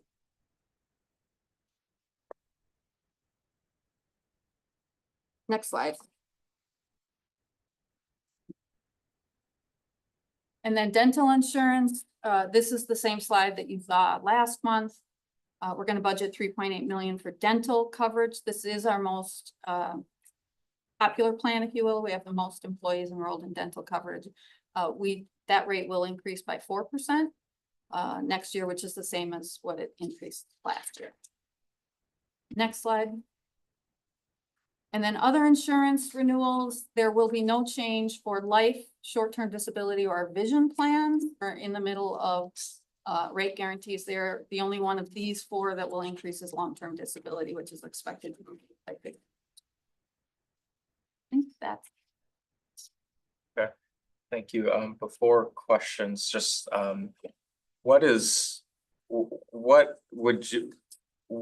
most effective that you need from us tonight in terms of guidance and our feedback? At this point, we'd like to know if the board is interested in adopting any of the plan design changes recommended or any others that you're interested in. Got it. Thank you. Okay, board member Vandermeer. Yes, I'm very against any plan design changes.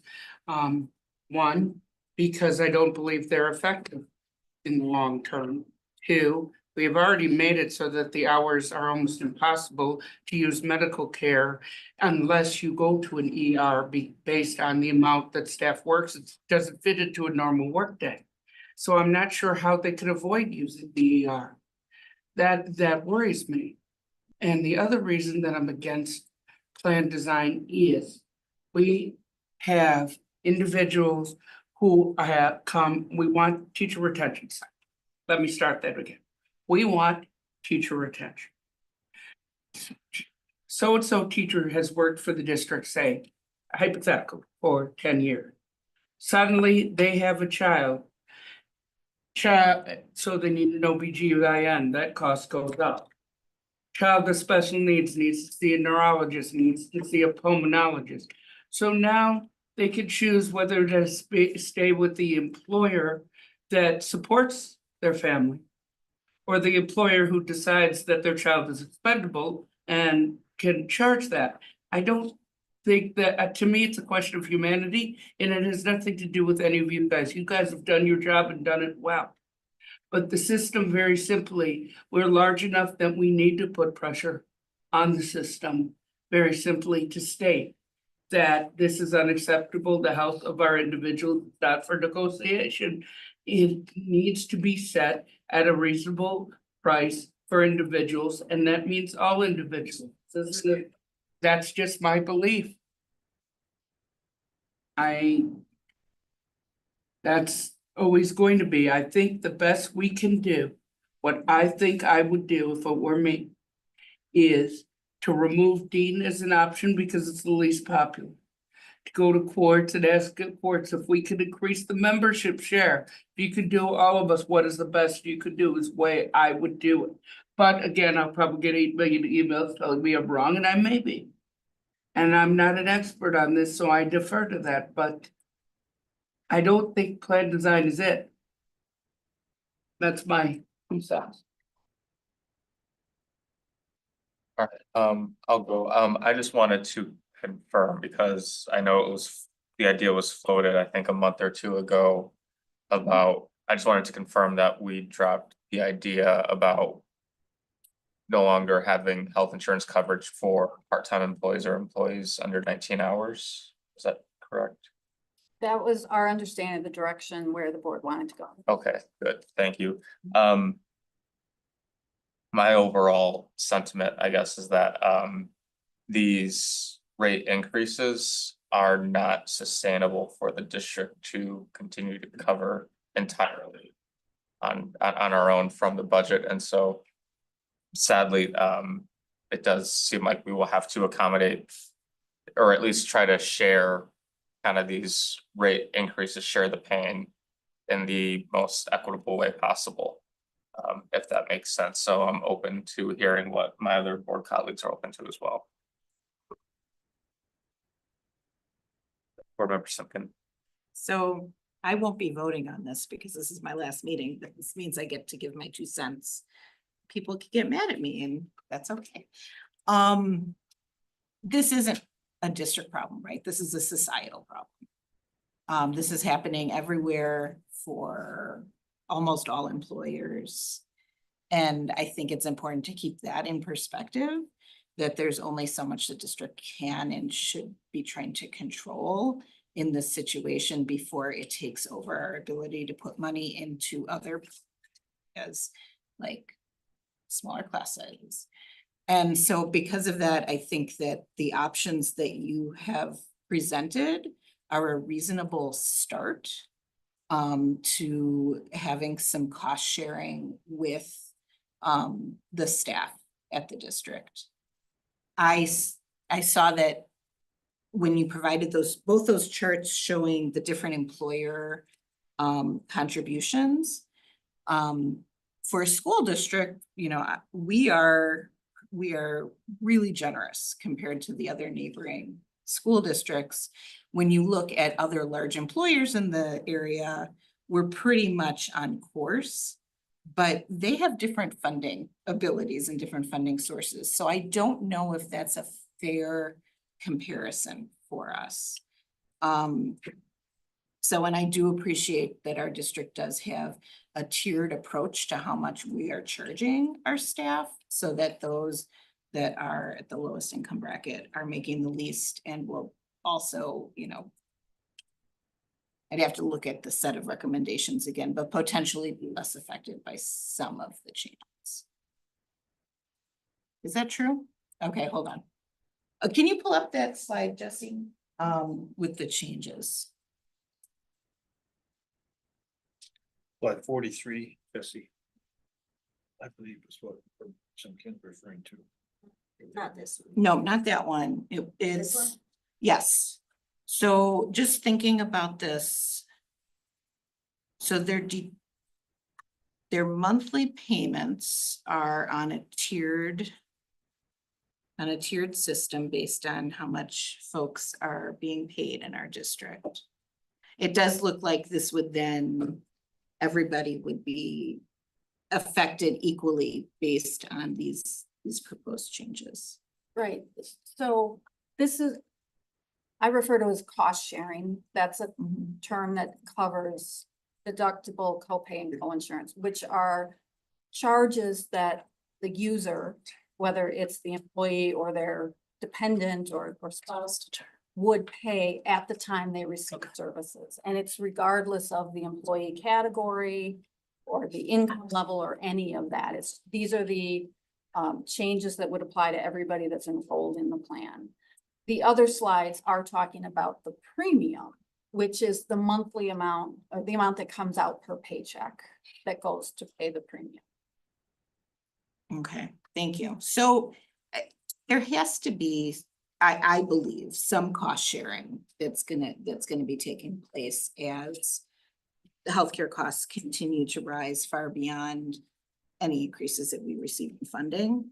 I am curious about what kind of a calculation would look like if we were to take a person that is like average within the district and how much they're spending on these types of expenses throughout the year. Like, what would the average impact be to make these increases? And I know that's a very complicated question to ask.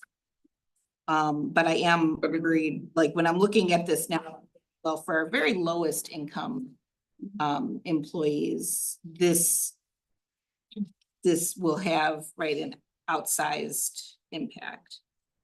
We can give some thought, Board Member Simkin, to trying to parse that out. One of the challenges will be, you can help me here. When we get this, we have asked for member impact data of these changes, but we just have total numbers. We don't know, nor can we or should we know who the people that would pay that is. That's, you know, under HIPAA, we can't know that. So, and similarly, our health plans don't know the salaries of the people that are using it. So we'd have to probably be pretty creative, I think, to try and understand who the users are of the various services by employee category or salary, something like that. I'm not saying that we couldn't do that analysis, but I think it might be a challenge just because we don't have all the pieces and the health plans don't have all the pieces. Okay, well, so because I've just been thinking out loud, I'm bringing myself to sort of a different point here. And I'm wondering if there is, because this is an equal distribution of cost rather than an equitable distribution of cost. I wonder if there is a way to approach this from an equitable redistribution, which would have to go to, I believe, then we'd be looking at what percentage of a plan is the district paying based on folks, you know, income level, and maybe stretching that more. The way I've seen something like that addressed is that you have different plans for different employee types or something like that. I don't know if you've seen that in school districts, Bree. I haven't seen it in schools, but you know, I will say that people would be in certain classes and you need to treat people the same way in each class. So then we would start to kind of class people out. That would become a little challenging, you know, with the carriers to determine, you know, if this class of people has this plan.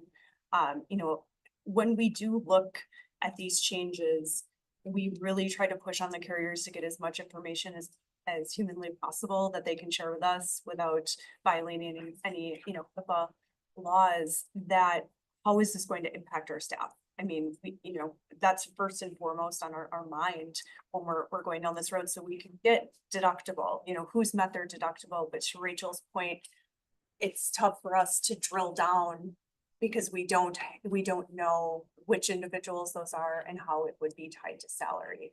That's why the approach on the contribution, when we talked about the premium contribution and you saw some of the different models up there, I remember working with Mike Berry a long time ago in Deirdre when we thought about going to something similar to what MPS does, right?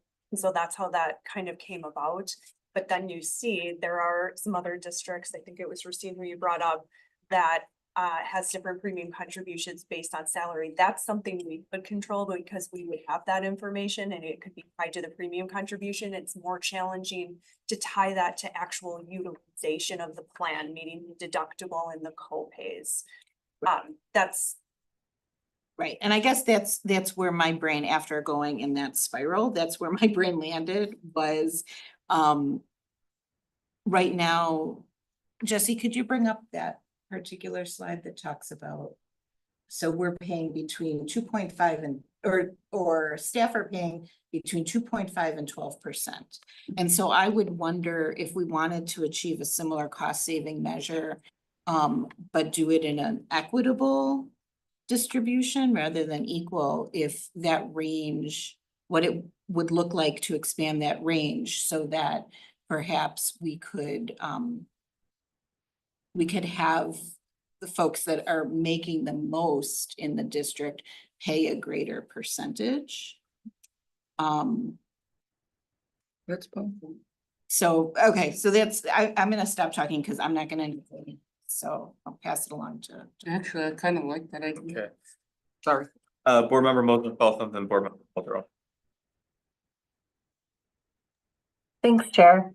I think for me, one of the things that I keep thinking about and have been thinking about is like, it used to be that like a person could assume, if you're gonna go to work as a public school teacher or a public school educator, a public school worker, that you could make an assumption that your health insurance would be better than your neighbor who works for private industry and cheaper. And that was sort of like the assumption that the people had about public schools, or working for the government and this sort of thing. And this is like the part of the calculus that people make when they're deciding what to do with their lives, if they want to work in public service or if they want to work for private industry. And so missing from this conversation to me is like, if that's no longer going to be the case, if we can't rely on that being the case, what is it that we say, besides obviously the joys of working with the young people in our community and seeing them learn and contributing to that, like what makes people want to make that calculation? And so missing from this conversation is like, how does this fall in line with, for example, like the number of sick days that we offer? How does this fall in line with like our ability to put people to work in an instructional model that's innovative and lets people do their best work? And so for me, that's missing from this conversation. And I know that it's an operations work group, and like historically, this is like really separate. These are separate conversations, but for me, I'd like to have them together. So that's kind of where I'm sitting on that. I hope that's not too like mysterious and unhelpful.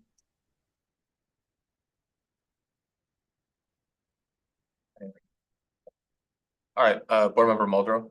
Thank you so much, Chair Castro. I want to be my time because I know this is like a serious slide deck, so I want to dive right in. I'm on slide 26, and that really gives the history of how we got to where we are right now. One of the things I think is really relevant to looking at kind of where Quartz is at versus where Dean is at is that last year the increase for Dean was almost 20%, right? So that year that Dean was at 3.5% and Quartz was at 13.1% is then made up for by having that jump the next year. The other reason that it's possible for them to have that 3.5% is that they have about a fourth of the coverage of our other insurer, and that continues to be consistent. And so now what I'm hearing from you is not only are they charging us more and serving fewer people, but they're also not offering the same extent of coverage, right? So if they're saying, if you have this plan and you turn 18, you now pay $20, and Quartz is saying, we don't charge a copay to dependents until they're 26, there continues to be a different level of expectation in terms of these two employers and the care that they provide. The other difference I talked about last time was related to miscarriage or termination of a pregnancy, and whether or not that's covered, right? And what kind of options our insurers give. And so I think you told me that Dean does cover the cost of terminating a pregnancy, but it is dependent on the person being sexually assaulted, incest, or the life of the mother. And I asked you to bring me some clarification around how that's determined. So we did, we have a little bit of information in this memo that went out to members that talks about reproductive care. We actually provided quite a bit of information on a variety of different reproductive health care items. Both plans, when they don't look at the cost, that the policy says what's covered, and it's up to the provider to determine if those services meet that criteria. So it's not something that the insurer themselves is collecting information to determine if in fact, was this really for, to save the life of or as a result of reference, that they rely on the providers to make that determination, the medical provider. And so the doctor is supposed to determine whether or not a person has been credibly assaulted or the victim of incest. Can you tell me how frequently that happens? I don't have that information. And then again, the doctor is supposed to determine how at risk a person's life is throughout their pregnancy in order to decide whether or not a person is eligible for termination. Yeah, and let me add a clarification. So the dean policy does specifically say when it covers pregnancy terminations, as you mentioned. Courts doesn't have that same language. They rely on the providers to follow the law, which I don't have both sets of language, what the current law is in Wisconsin, but both of them rely on the medical providers to make sure that the services provided are. The law in Wisconsin says abortion is legal up to 20 weeks. We have 4 abortion clinics across the state of Wisconsin, 2 in Milwaukee, 1 in Dane County, 1 in Sheboygan. Meritor provides abortion. I don't know what St. Mary's does, which is, you know, who you go to if you have Dean. But what I've heard is that they're not providing that care and that has become tremendously dangerous. And so one of the things that I find really frustrating in this conversation is that the integrity of the services themselves, meaning the kinds of care people have access to, don't seem to be highlighted and emphasized in this conversation. So we're making real decisions about, you know, when this person chooses this, that's what it means in terms of their ability to access gender affirming care, in terms of the cost to treat their diabetes, those sorts of things. And I really hope in the future, we start to have that conversation so that we're having a real comparison about what we mean in terms of the care we're providing through our insurer and what we're investing taxpayer dollars in. I want to move on to the slide right after that, which is the 27th slide, and that gives a breakdown of who is most enrolled. What I would like to see from this slide is who is most enrolled in which. So what percentage of our administrators, what percentage of our teachers are with courts versus what percentage are with, so that I can know, are our administrators more likely to choose Dean? Are administrators more likely to choose courts? What are our teachers more likely to choose? And then I'd love to understand why. Why do we see such a significant number of people opt for either courts or GHC when we had GHC in comparison to Dean? I have a question about whether or not our plans would be more affordable if we had a greater percentage of our staff split between the 2 insurers. Meaning, if we had 50% of people at courts and 50% at Dean, and they were shouldering a greater number of our staff, would that alleviate some of the costs? The other breakdown I'm really curious about is what's driving this cost. When we first started talking about this, what happened years ago was that we were talking about how people had really delayed a lot of care and surgical procedures related to the pandemic. And we saw this boom of people getting back into their kind of regular healthcare, getting procedures that had been delayed, having things assessed and getting bad news, right? Right now, I'm wondering if that has leveled out and if what we're talking about is both the utilization of these plans as well as the rising costs of everything around us. So is the rising cost of medication dictating part of what's happening right now? And if so, I think we need to factor that in accurately. So the conversation is not about how our employees are making these plans more expensive, but is a more realistic understanding of how multiple things inform the cost of healthcare in our society. And that's something that we need to address. I am open to the idea that we give people a cost of living increase so that they can absorb the increased cost of living, and that includes your healthcare.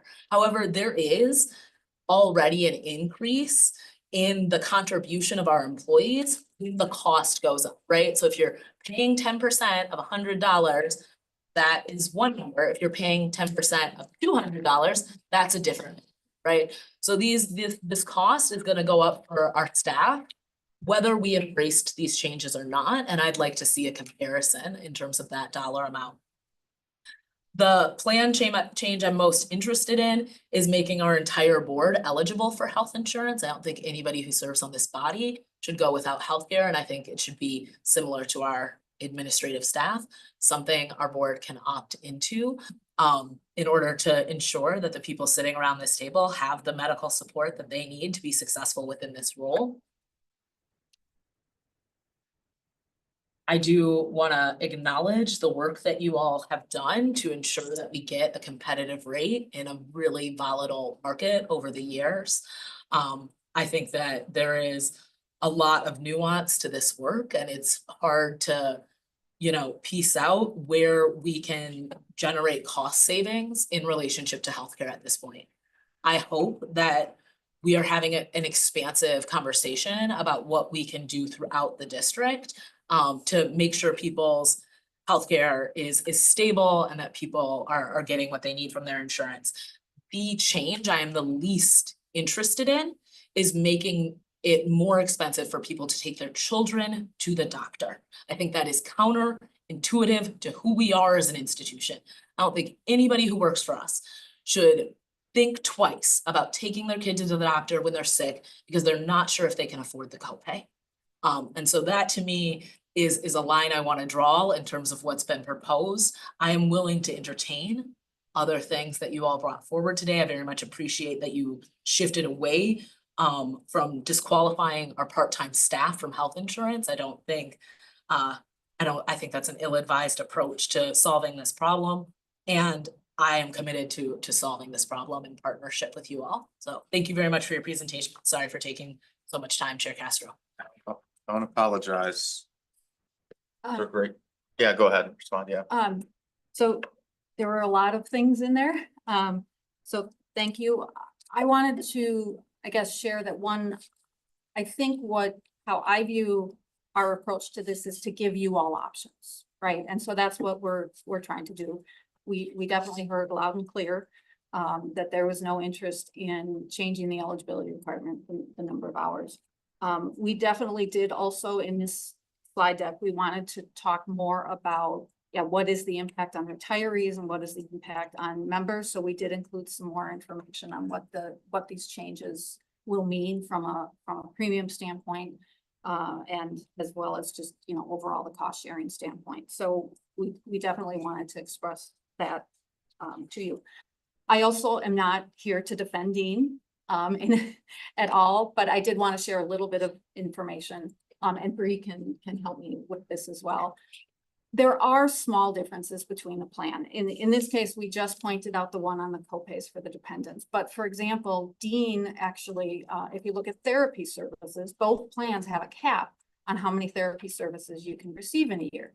Dean's is actually higher. They allow up to 60 visits, whereas Court only owes 40. Now, we didn't put changing that in the slide. That's kind of how they've structured their plans.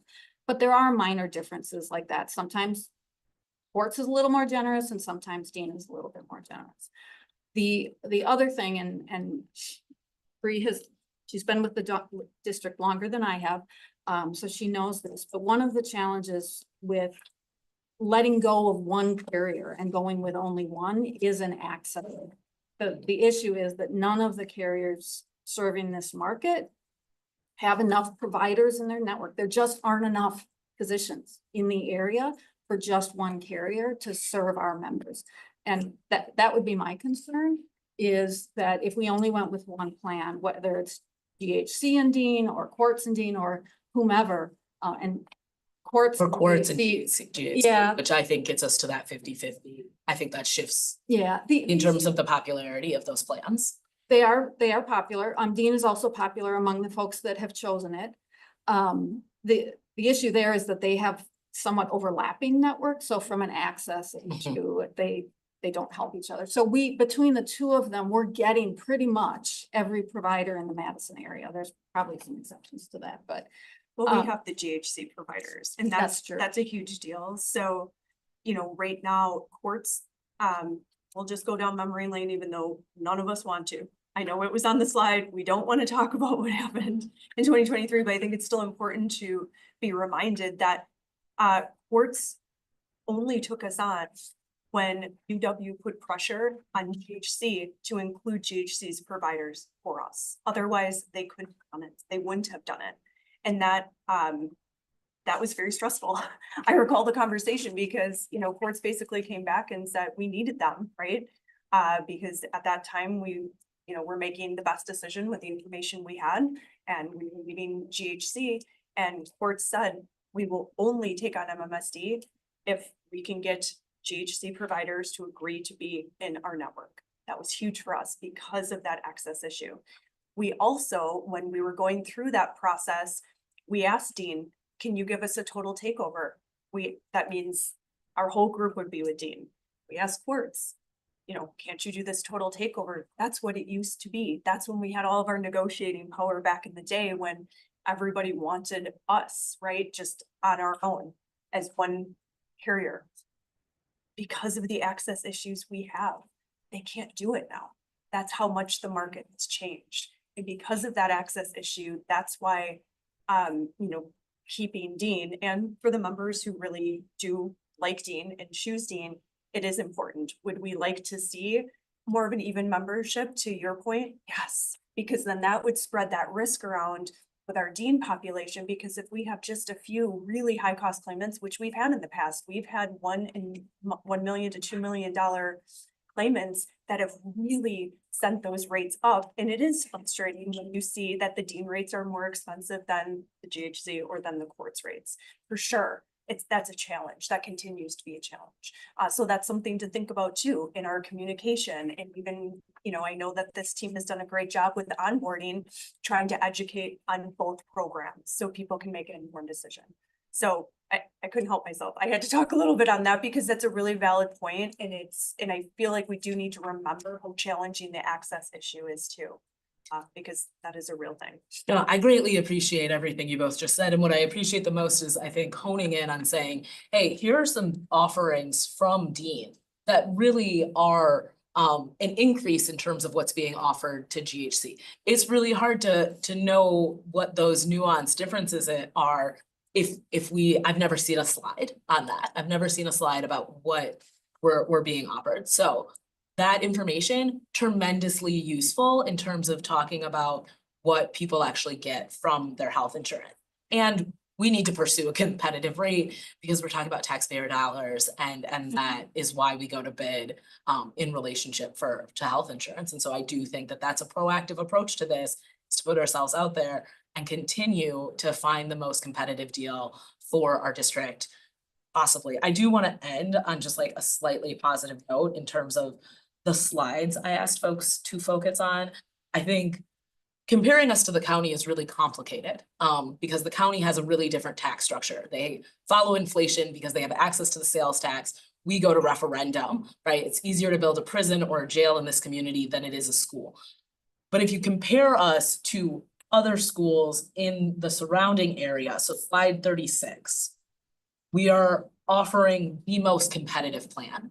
And in some ways, I think it is a way of letting teachers know as we compete to employ people, right? That this is where you can come to access the most competitive rate in terms of your healthcare. And I think it's something we can be very proud of in terms of our investment in our staff and our commitment to our staff's health and wellness. And I think it's an area in which we're truly competitive. I think we're truly competitive in a lot of areas, including compensation and a variety of ways in which we embrace inclusivity. But I do want to highlight the difference between us and districts that are surrounding us. Thank you for answering my questions and responding to comments. Sorry again for taking so much time. Good. Board Member Nichols. Thank you. I wanted to just see if we could walk through again the health plan options for cost sharing. I think that's slide 34. There are a few things that I wanted to get a little bit more perspective on. It is a blue chart. That is so weird. Okay. Nope, a little further. Nope, further down. Further down. This one? Yes. I think so. Thank you. Okay, thank you for that. Well, first, I just want to recognize that I appreciate that we have been a district really committed to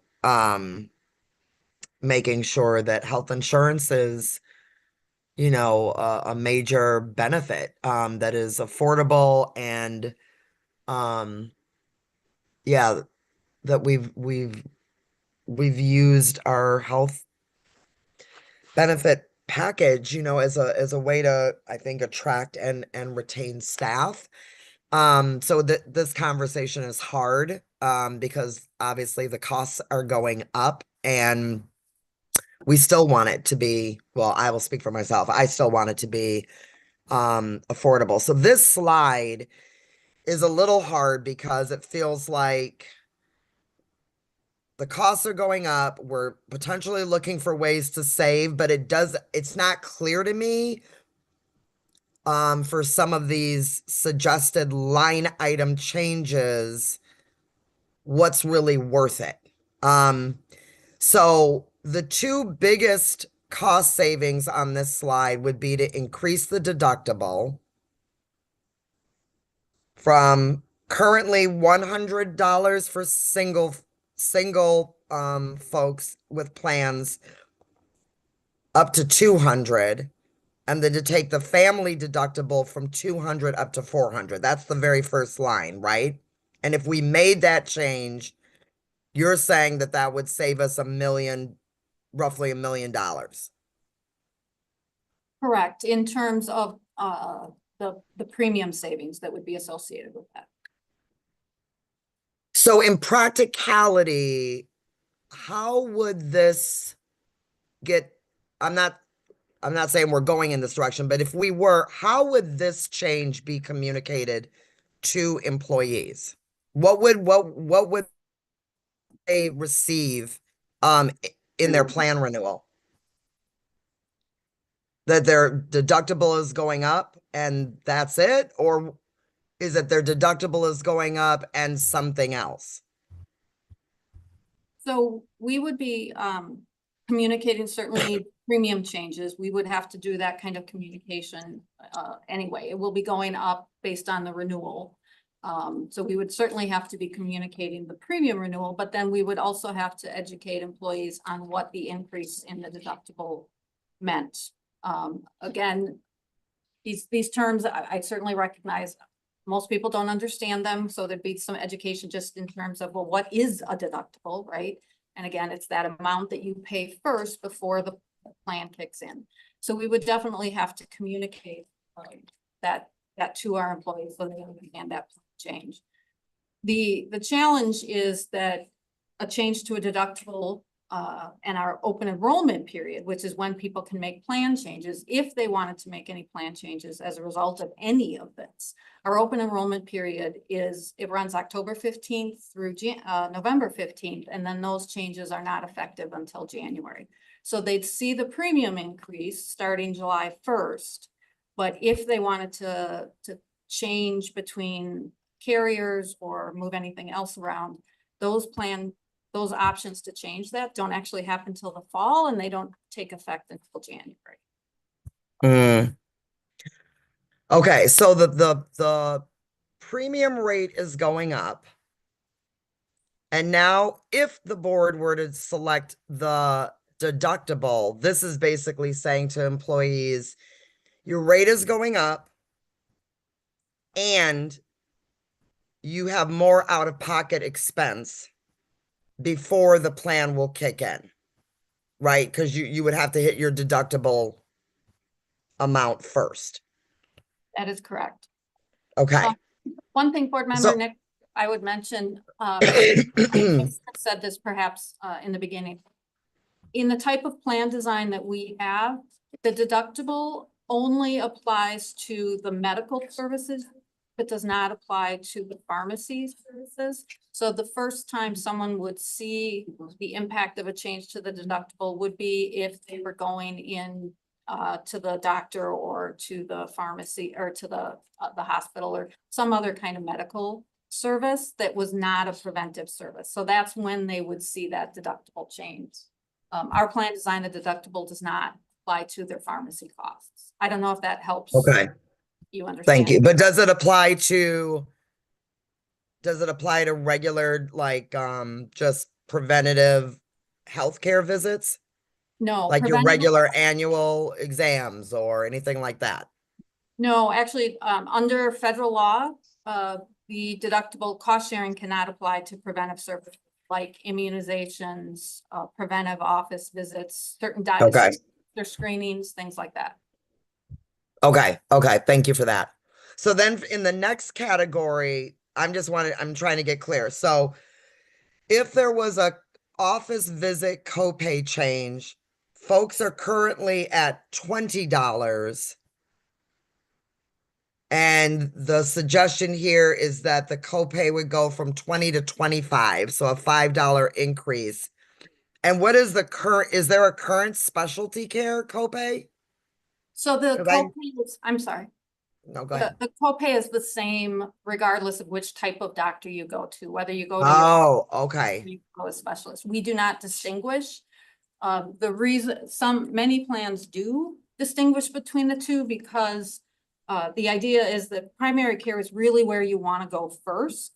And your primary care physician is kind of your overall healthcare coordinator, you know, the quarterback, if you will.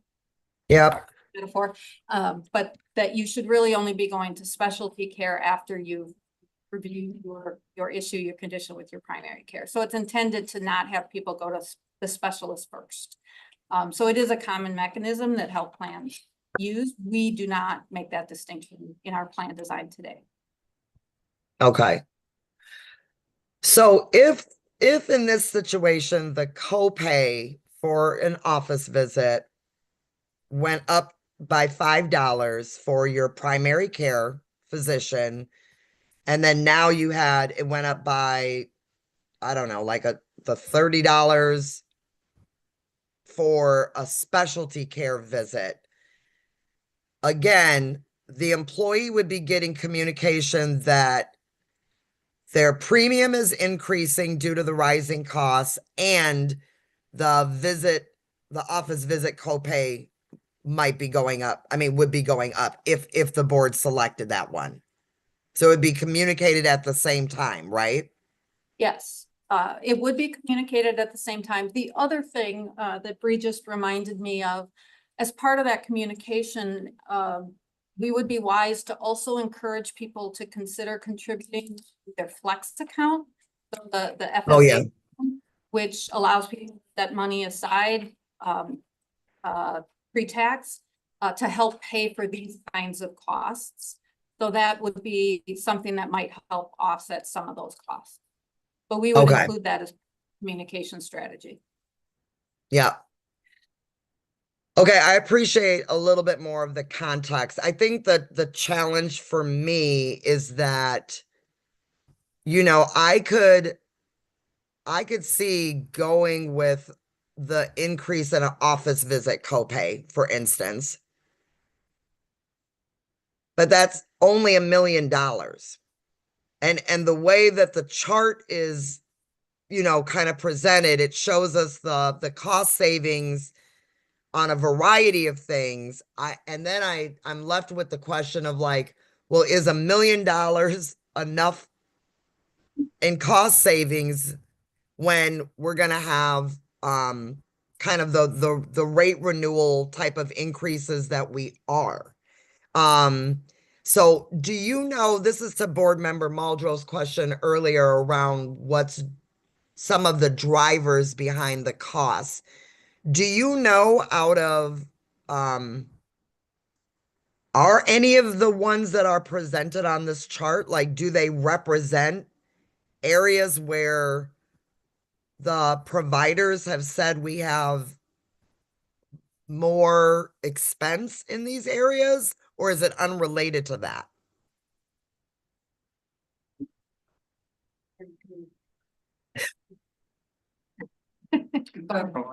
Yeah, sorry, we were just going. Okay, because I may have asked it in a confusing way. Like, I No. see like pharmacy copays is another thing that's listed on here, and I don't remember from the chart that shows how much our employees utilize the plans. Like, yeah, I don't know how much our employees use the emergency room, or I don't know if those things are driving some of why these plan design changes are being suggested. Great question. We certainly look at the utilization. We sit down several times a year and go through the reporting, and we do that with the insurance carriers. So the biggest spend is typically in hospitalization, right?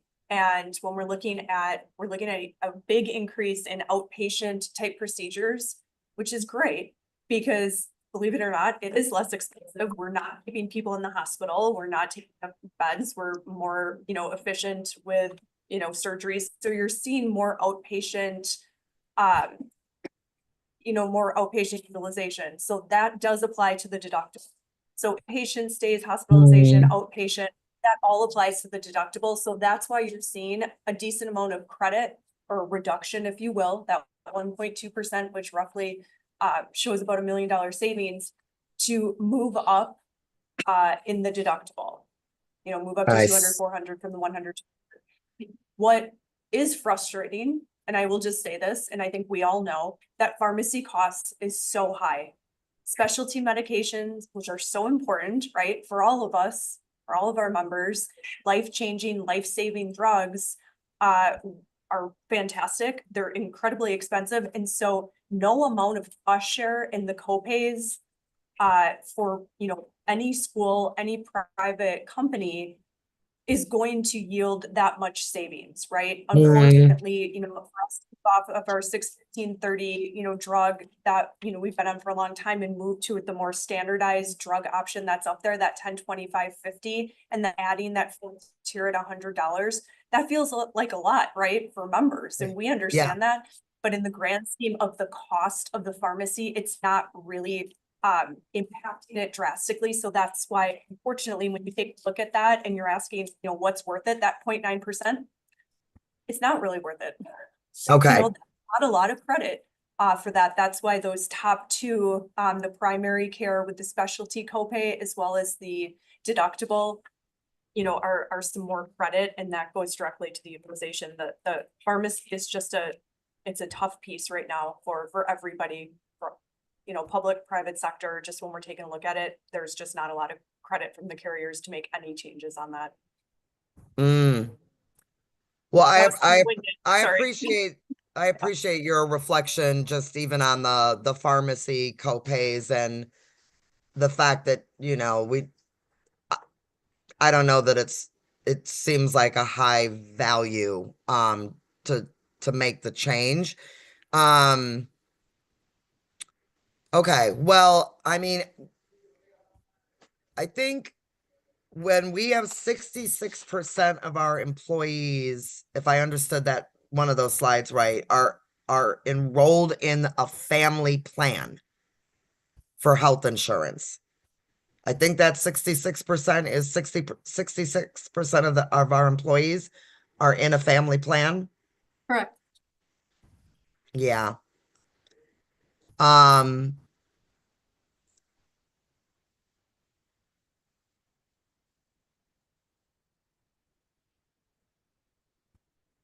I don't know what point I was going to make with that right at the moment, but I was going to just say that it seems like the items related to like the dependents is not something we should touch when you have 66% of folks enrolled in the family plan. So I don't know, what do you need? Like, are you expecting a board member to say tonight, like what they would be willing to consider or not? I know that you were saying that you were looking for some direction or some sense of something tonight. Yeah. Yes, if there is anything on this list that board members wanted us to pursue and work with the carriers on, looking at some different renewal percentages, we would want that direction this evening. And if there are none, then that is also a direction for us. None for me, board president. I'm good.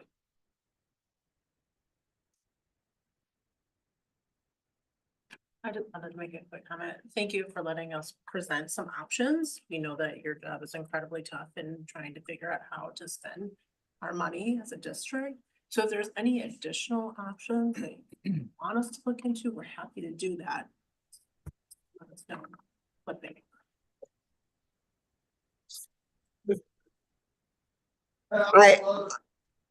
I think, oh, sorry.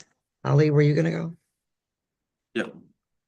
I think the additional option, or the thing I feel like we haven't talked about, is what we can do to promote the health and well-being of our staff in a way that means people are less dependent on the doctor's office. And I don't know what all that looks like. I don't know if that it means incentivizing biking to work, or, you know, what those sorts of things really look like in terms of, like, you know, if a person's buying a CSA and eating more like fruits and vegetables, is our insurance supporting them in doing that?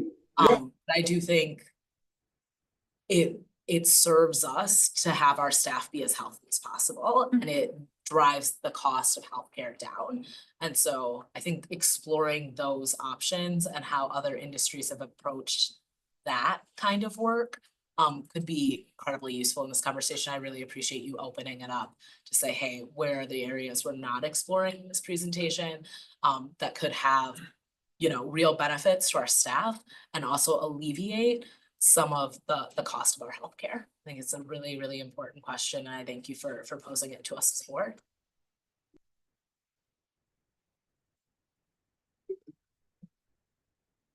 All right, I think we're at the point where we have our 15-minute break. And we will resume at 7:32. Thank you, Chair. Thank you. Yeah.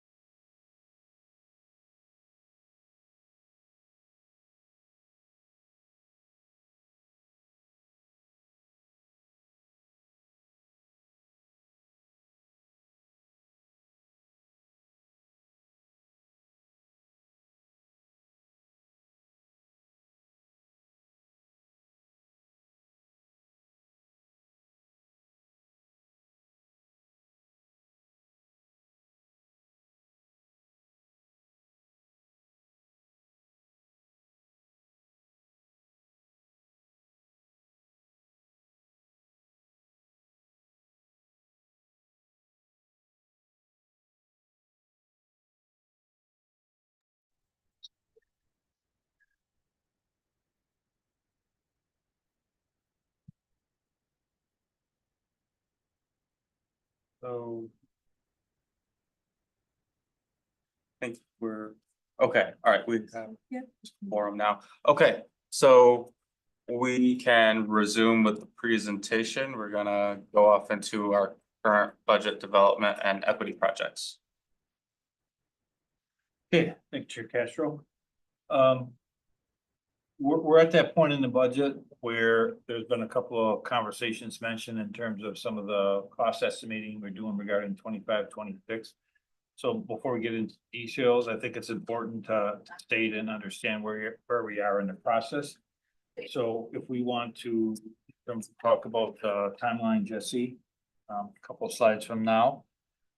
As a reminder and an update, our goal is to get a June preliminary budget for board vote on June 23rd. And so this is the second meeting where we're going to be talking about some specific possible increases or proposals from 24-25 into 25-26. But first, an update in terms of some of our revenues that are important and that it's happening at the state level. The Supreme Court has ruled constitutional Governor Ever's veto of the $325 per member increase on the revenue limits, which is critical for part of our one, building sustainable based revenues into our budget, and two, continuing that each year. That $325 per member is about $10 million in terms of the revenues. That's a big piece on the state budget, but we don't know when the state budget's really going to be taken up. So in terms of the uncertainty of that, and we are living in an uncertain time, that's the state level.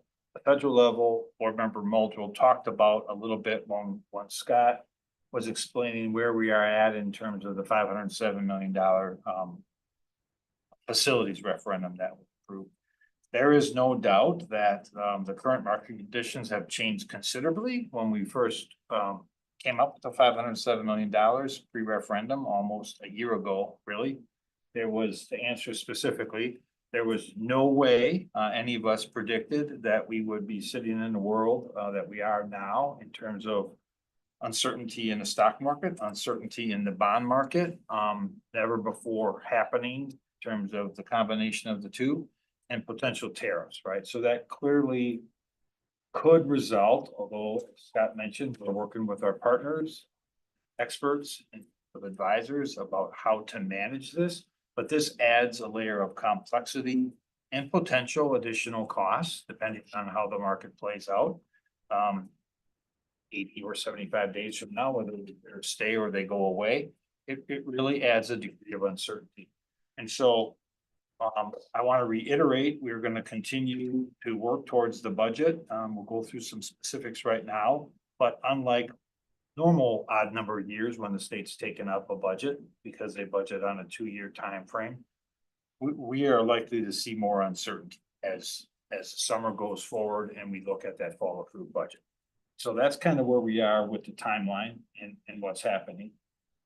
We follow our normal process, Jesse, moving along in terms of the priorities of the board that are based in the guiding principles, our strategic framework that exists now, closing opportunity gaps, and really focusing on issues of equity.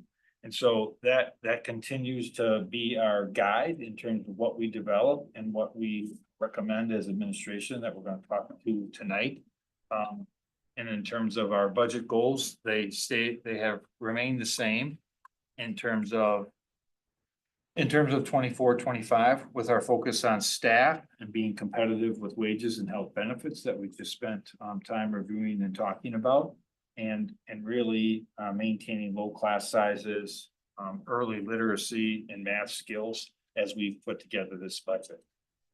So in terms of the state revenue, I talked about the important piece in terms of the real pieces that we know about. Revenue limits is huge, at $325. The rest of the budget is still in play, but as I've shared before, if the legislature does not have a new budget done by June 30th, we are to assume that we will continue at the level of aid that exists today. So those are the projections really that I'm using and have built into the budget in terms of revenue. The aid Tony Evers for his $400, the veto was upheld. Yes, that's really important. $325 per member. That's really important in terms of for us and for every other district in the state, in terms of building sustainable increased revenues to manage the increased costs that we're all seeing. For enrollment projections, if we talk about where we are, I've shared, and we're going to continue to update second Friday in January. But in essence, at this point in time, much like we did with the allocations, we're rolling forward the students that we have now, which is really what that total FTE of 26,374 exists today. I continue to work with the authorizers of the independent charter schools that our resident students attend and continue to look at our projections out for revenue limit purposes at this point in time. So I'll continue to look to see if that really changes, but those numbers in terms of enrollments really result in us having, as you go through, we're increasing a little bit. The next slide talks about where we are with base revenues increasing. And the numbers really for this year continue to be, we have approximately at this point in time in terms of projection revenues, very preliminary because of all the things that I've explained are still in motion and we are uncertain about. But I'm projecting at this point in time about 40 million in new revenues in 25-26. That's of course inclusive of the 325 per member and the board community support dollars in fall of 25. Okay, the other thing we know about in terms of the next slide we've shared is the $50 million in state aids, which is good to know in terms of current law and the projections that exist today. Now, the next slide talks about where we are at with 24-25. Again, we budgeted to use one-time revenues of $22.4 million. We continue to look at our actuals, the vacancies that we've had this year. And I do believe we are going to end this year, the 24-25 fiscal year, better than, that is, using less than $22.4 million. An exact dollar amount, I'm not really willing to share at this time. We're going to continue to monitor it, but I would say we're definitely going to use less than 22.4. How much we'll continue to kind of watch as year ends, but it's positive signs in terms of where we are at, not only on revenues, but also in terms of our fund balance. Okay, so the next three slides really talk about the context for what we want to share with proposed possible strategic investments, priority investments, and some of the equity projects. But what these next three slides do is really, the short summary is takes our current 24-25 expenditures that have been approved and that we've been operating, and we've gone through the budget and we've removed only those items that are related to one-time expenditures or paid with one-time revenues that we know are not going to exist. And so as you look at this, and then these are the areas of the budget that we're required by law to approve a budget in, and that's consistent with 24-25. This is Fund 10 alone.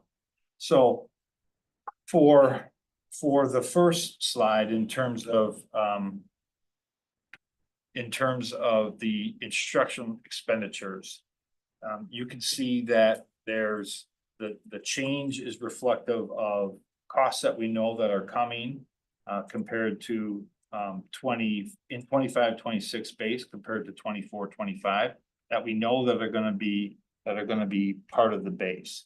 And so the next slide talks about some of the movement of the one-time funds and one-time revenues to align with what I refer to as the 25-26 base. I'm going to point out the largest shift is really in business administration in terms of a decline of $13 million. Again, that's entirely because of some one-time expenditures regarding property purchases in 24-25 that we won't have in 25-26. And also we mentioned the investment in the LED lighting with the Titan lighting expenditures. So There's no program reductions reflective of this change. It's merely taking out one-time expenditures or expenditures that were tied to one-time revenues that we are not gonna have. For instance, using common school fund balance to buy library books. So all in the end, on the next slide, we're starting in a base expenditures of about 10.8 million less in 25, 26 than we're currently spending in 24, 25. That's an important number to know where we are at, right? Okay. So we'll go to the next slides. So now what I want to do is I want to walk through an expanded list than when I shared last month's operations work group. And I call these are broken into two tables, table 1 and table 2, only because of the items in terms of the number. And so we have built into 25, 26 step and lane of 4.7, potential CPI increase of 2.95, which is 10.1 million. That's all funds.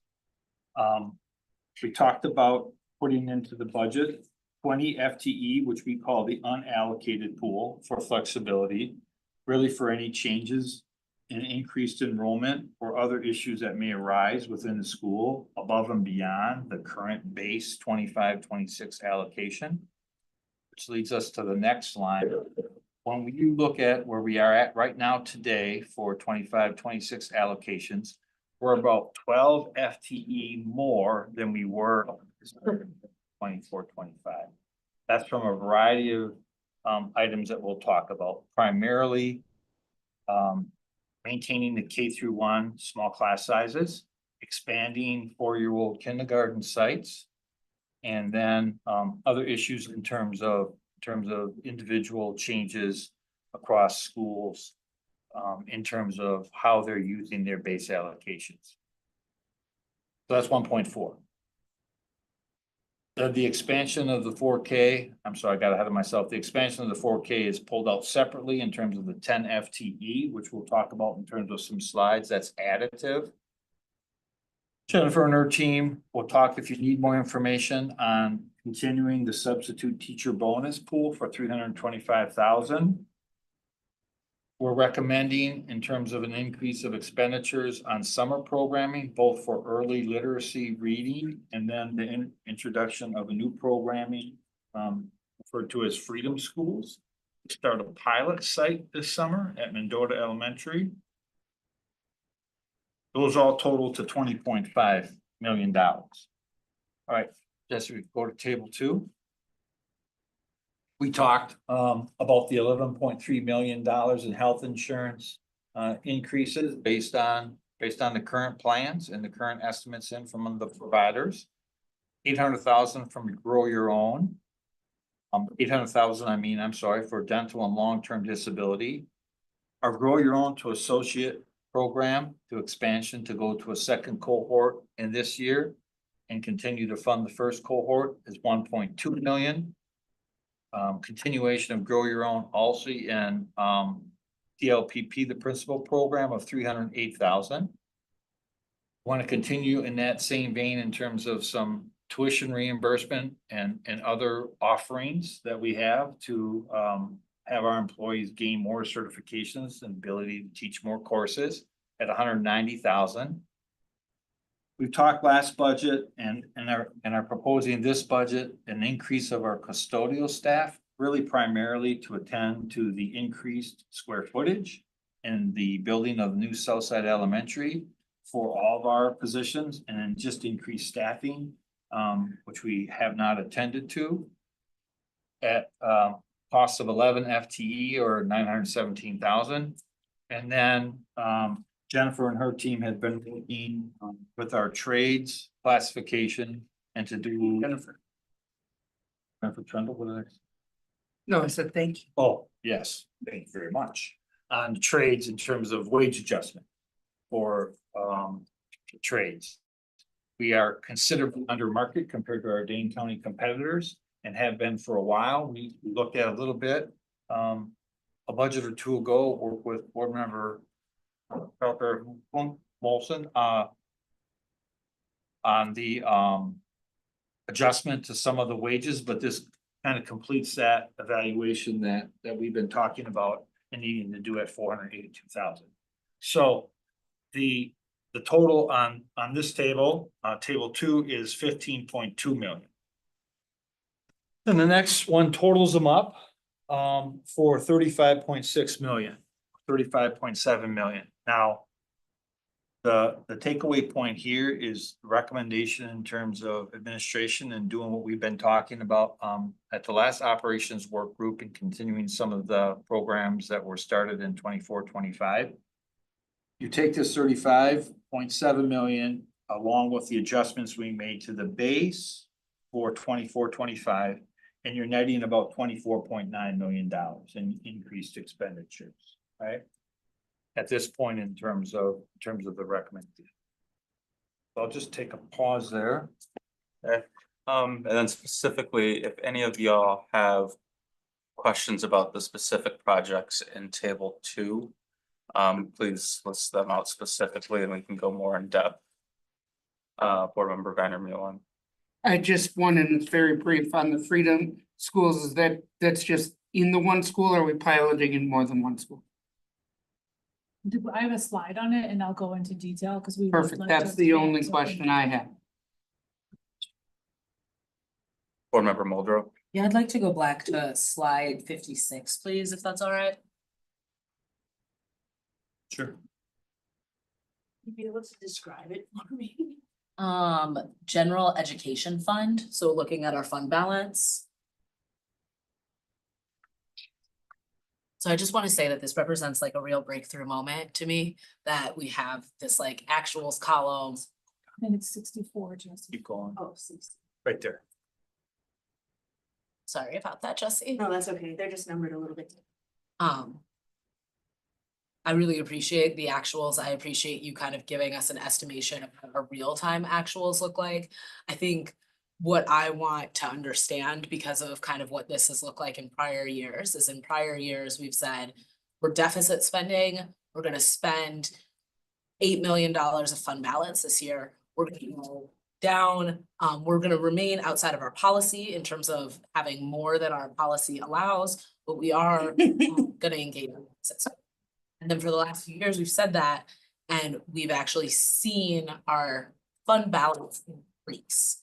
And so what I want to ask is there a potential for that dynamic this year?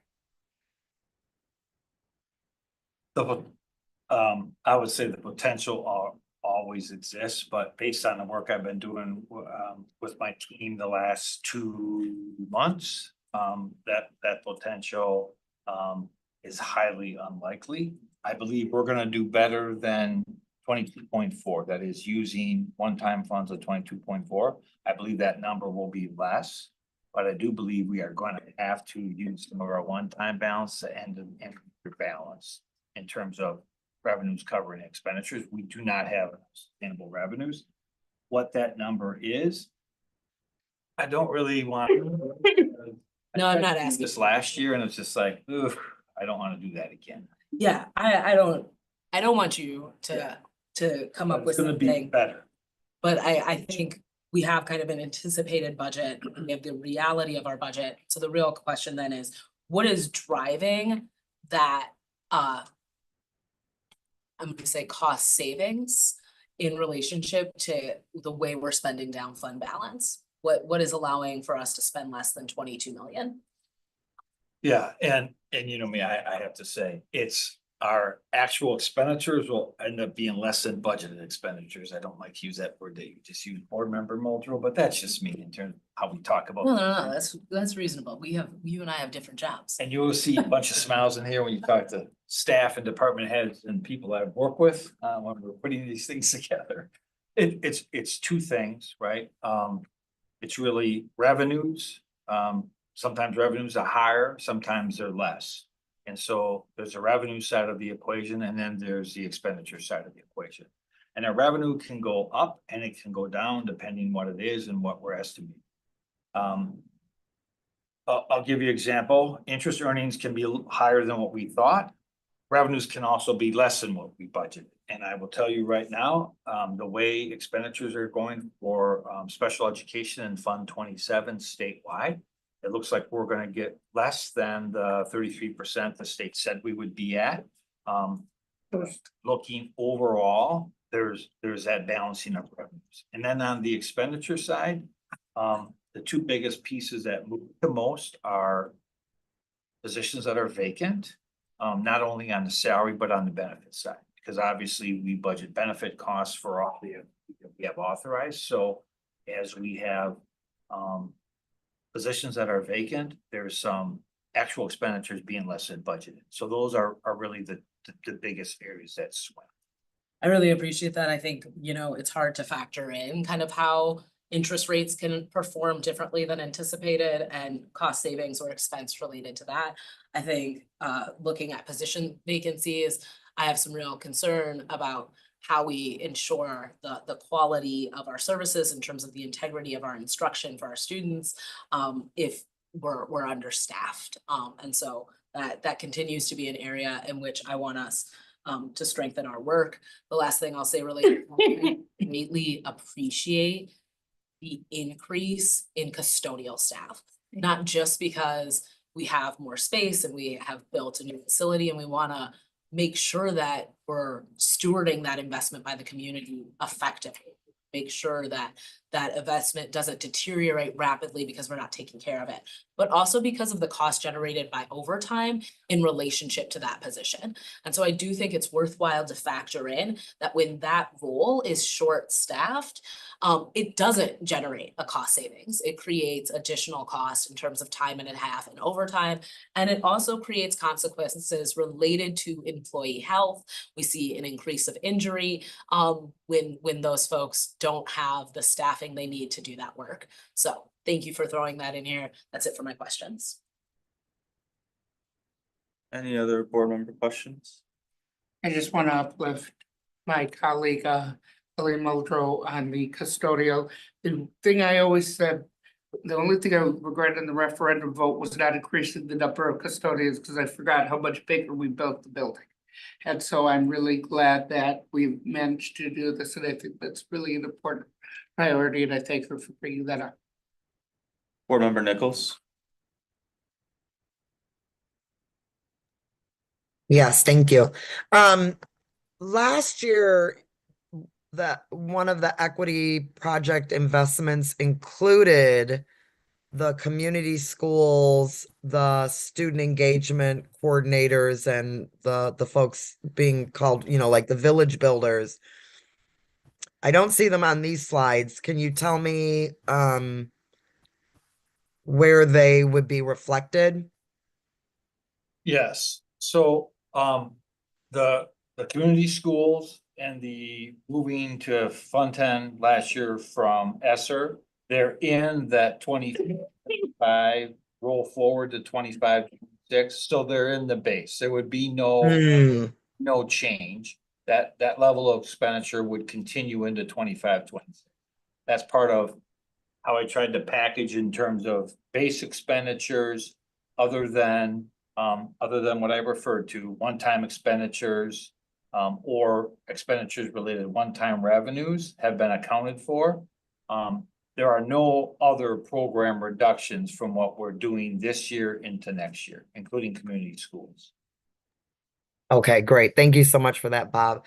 As a follow-up, I also am really happy to see some additional allocation for custodians. What I am wondering is, as the 2020 referenda projects have now been completed, and in some of the schools where there may be additional square footage, have you heard of any other like staffing needs beyond custodial that are needed just to cover the building? And I think what I'm thinking of more specifically is like, have you heard anything else about a need for an additional, security officer or anything just to cover the square footage, and the custodial, ad is making me think about when we were walking through some of the buildings and seeing some of the not in all cases are there new spaces, but in some there were some newer spaces that I wasn't sure if anything had come up. I'm not aware of any on that side. The conversations we have been having with our school security staff is discussing how we install security cameras and replace the existing security cameras that we have, but I've not heard of any concerns about staffing. Can I? But go ahead, yeah, of course. Which is a rollover. So, Board President Nichols, you might recall that last year we added allocation specific to CTE labs based on those new spaces. And so that also rolled over into the school's workbooks for this year so that they had the additional staff to grow the CTE programming that came out of the referendum. Outside of that, we haven't heard any other asks. Custodial has been. Thank you. Any other, board member Mosner Feltham, did you have your hand up? I did, but I think folks are gonna talk about how they settled on these things coming up, so I'll wait till the end. Sounds good. Okay, we can move forward. With the individual slides.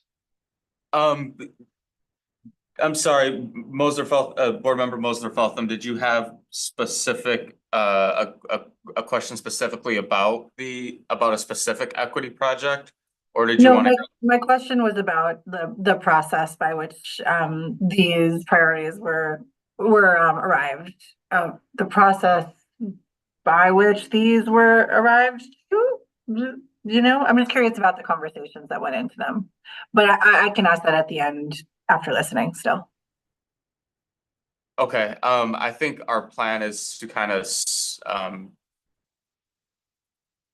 briefly summarize each one individually, or but if you have more in-depth questions about one in specific, you can save that for the end as well. Yeah, I guess. Really quick. Okay. Okay, so our goal is to summarize some of the issues in terms of that were raised. And we have different folks around the table and potentially online that will talk. I'll start us off with the early strategy for K we talked about and maintaining the policies in terms of class sizes that we started this year, 24, 25, and 25, 26. I talked about the expansion of 4K. Cindy, do you wanna? Yeah, so Jessica, you can go to the next slide. Thanks, Bob. I'll just provide a little more detail. So we're staying with our commitment to continue to grow full day 4K options for our community. For next year, we are going to be adding 4 sections at Stevens, 3 for English, 1 for Spanish. We're going to be adding an additional full day 4K section at Lincoln. And at Elvium, they will have 5 full day English sections. 4 of those are moving from Kennedy, where we're trying to alleviate some of the pressures of the overcrowding. And then they will add 1 additional full day section over there, where Elvium now will have 5 full day English sections. Next slide, please. We know that the full day 4K options cannot just be within our schools. And so we're really committed to that we're taking a community approach. What you will see on here is. Sorry, just Laura's this. Oh, I'm sorry.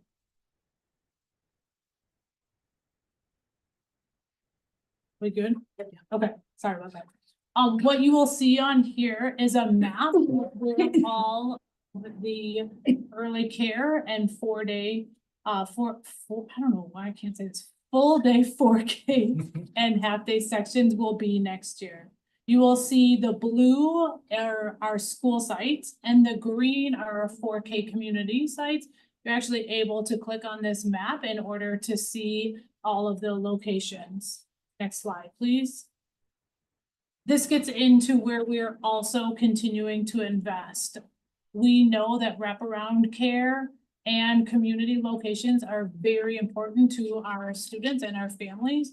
And so we're also adding 120 additional slots across the city for our community sites as well. These will be in different areas, some on the east side and the north side where we have a great need for early childcare sites above and beyond what we can offer in our schools, some on the west side as well. We know that this is really supportive of what our families need, without the wraparound supports that we can offer within our schools. The community sites tend to also be of high demand, and they also appreciate the local context and the additional supports that are provided. So this is a little snapshot into some of the expansion for 4K for next year. I will also note that in May, as I said earlier, we're going to do a deep dive into an update on early learning. So we'll go into more detail on this, as well as some of the other areas around early learning that we're seeing great success in. Next slide, please, Jesse. I'll turn it over to Jennifer. Thank you, Cindy. This is a slide representing the effects of having the substitute teacher bonus, which the board approved via a memo in July, which pays a bonus of $100 to each daily and long-term sub who works who works 5 or more days. And then they can get an additional bonus of $200 if they work 7 or more days in a school that receives title funding. We have seen substitute fill rates of over 80%, which we only saw at the very end of the school year last year. So we would like to continue this program to ensure the high fill rates. And we've lessened the need for teachers to do class coverage and are getting to those pre-pandemic levels of class coverage by having a larger subpool. And the next slide is back to me. Back to Cindy. So the next slide is we are proposing need to increase our dollars for summer programming for summer of 26, not for this summer. And it's a 2-part addition. So the board might recall that we are required to have an intense 3rd grade reading program in the summer to support the Wisconsin Reads and our early literacy work. So we are going to be increasing some of the summer school programming for 3rd grade next summer. In addition to that, we also this summer will be piloting Freedom Schools, as Bob mentioned, at Mendota Elementary School. We've been able to absorb the cost of that pilot within, but for next summer, Jesse, next slide, please. For next summer, we would like to ensure that we're able to continue Freedom Schools at Mendota Elementary and then add an additional site as well. Each site would have up to 50 students. Each site, the costs to run the program are approximately $120,000. So the proposal is to have 2 sites with the total cost of $250,000 for summer school for 2 Freedom School sites, as well as the focus on early literacy, 3rd grade intensive summer program. Next slide, please. I'll turn that over to Jen Shepke. All right, so the next suite of slides is going to talk about our talent development opportunities that we have in the district. So to frame those slides, I just want to talk for a moment about why we are doing talent development and growth opportunities for our staff. So the purpose of it is to not only meet our workforce needs, like in special education, but it's also about hitting our recruitment and retention while diversifying our educator workforce. So if you think of grow your own or talent development as this umbrella, grow your own is a specific subset within underneath there. And it is an example of some of the things that we can do in our community to cultivate and grow our staff from within. So leveraging the assets of our community and have programs that wrap around support to really ensure success. So for example, you'll hear today about some opportunities we have in regular ed to get more teachers through with their associate and bachelor degree. This is Grow Your Into Associate Degree program.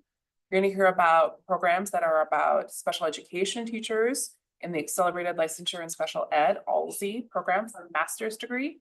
and our principal pipeline, which is the district leadership preparation pipeline, which is also a master's degree.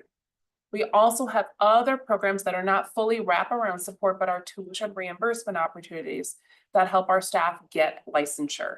So one of those would be in special education through student services that allows staff to get their bachelor's or master's degree towards special ed certification. And another is an add-on license to help our staff earn their bilingual and ESL licenses. Next slide, please. So in creating grow your own and talent development opportunities, there's a lot of characteristics, and I just threw a couple on the slide here for you to understand some of the things that go into creating these programs. So it's about the focus, who we're trying to grow, what kind of workforce needs we have, and if we're partnering with other institutions, what their shared goals are with us. The best programs are one that leverage shared goals. It's also about the level and degree of support that we provide participants, whether it is financial support, advising, life balance coaching, all those things come into what it means to support a participant. The modality of the coursework matters. If it's all online, if it's a mix of online and in person, if it's all in person, or a variety across the program. The amount of tuition costs also come into play of what we can do. The more money you can pay, the more likely you'll have participants join in a program and have higher levels of success. We offer a range of degree and certification programs. And the biggest one to consider is how you recruit and how you support your people through. So high touch recruitment, wraparound supports are usually markers of a program that will help you have higher retention rates. There's service requirements as well. We think about the outcomes as well. So because we don't want to continue a program that's not working. Next slide, please. So let's first talk about the Grow Your Own to Associate Degree program. So that's a cohorted based program to help our current staff who are in supportive roles in our schools grow into elementary and middle school teachers to meet our workforce needs while diversifying our workforce.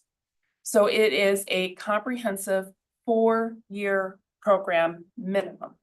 The first 2 years, 1 and 2, we partner with Madison College, and our participants go through coursework to earn their Associate of Arts degree in Liberal Arts Transfer Education pre-major. That's a mouthful. It's a specific degree that we want them to get because their next few years are going to UW-Madison School of Education through an existing articulation agreement between Madison College and UW-Madison School of Education that allows direct admit, huge deal, into the School of Education at UW. And they'll have their next 2 years where they earn their bachelor degree in elementary education and their K-9 certification. For our participants in this program, 100% of the tuition and fees and books are paid for. They are in a role that is at 0.5 FTE, so that's 20 hours a week, in which they earn their current salary, they earn full benefits, and they get an additional $17,000 stipend to go to school and meet the needs of the Grow Your Own program while having their tuition paid. We have a wraparound support and high touch support as in there too, including helping our participants get access to developmental coursework. So one of the things that we have found with the Grow Your Own program is that our staff are coming with a variety of needs and backgrounds. And as a consequence, some of them may need 1, 2, 3, 4, or 5 levels of developmental coursework in math or in our communications. So we help pay for that tuition for those classes to happen outside of contract hours to get them ready to start the program. So it's not only about helping them win their program, but it's about helping them get to be able to be in the program. Every fall, we begin a new cohort with recruitment starting the fall prior. So 1 year at a time we're recruiting. And we have the participant service agreements in place as well for this program. Next slide, please. To give you a sense of what it costs, this is where the big costs come in. So what you see in those green boxes are the costs of what it takes to get someone through just Madison College. The costs that are below the green boxes are right now approximations of what we assume will cost based on our current understanding of what's published for UW-Madison tuition costs. Those get posted several times each year. What you'll notice as you move across the cohorts, we have now with cohort 2, you see a yellow box in the big green box. That yellow box represents the money that we're using just to support developmental coursework for people to get ready to be in the program. So in cohort 2, we've moved to a cohorted experience where all of our participants are traveling in the same class, the same section, every day throughout their entire time. And this is going to make it easier for our schools to anticipate when their staff will be in the schools. They'll make it easier for our participants to anticipate when they'll have class and be able to manage and balance everything that happens outside of work and class. We have budgeted right now for 20 people in cohorts 2 and beyond, and you can see those totals there.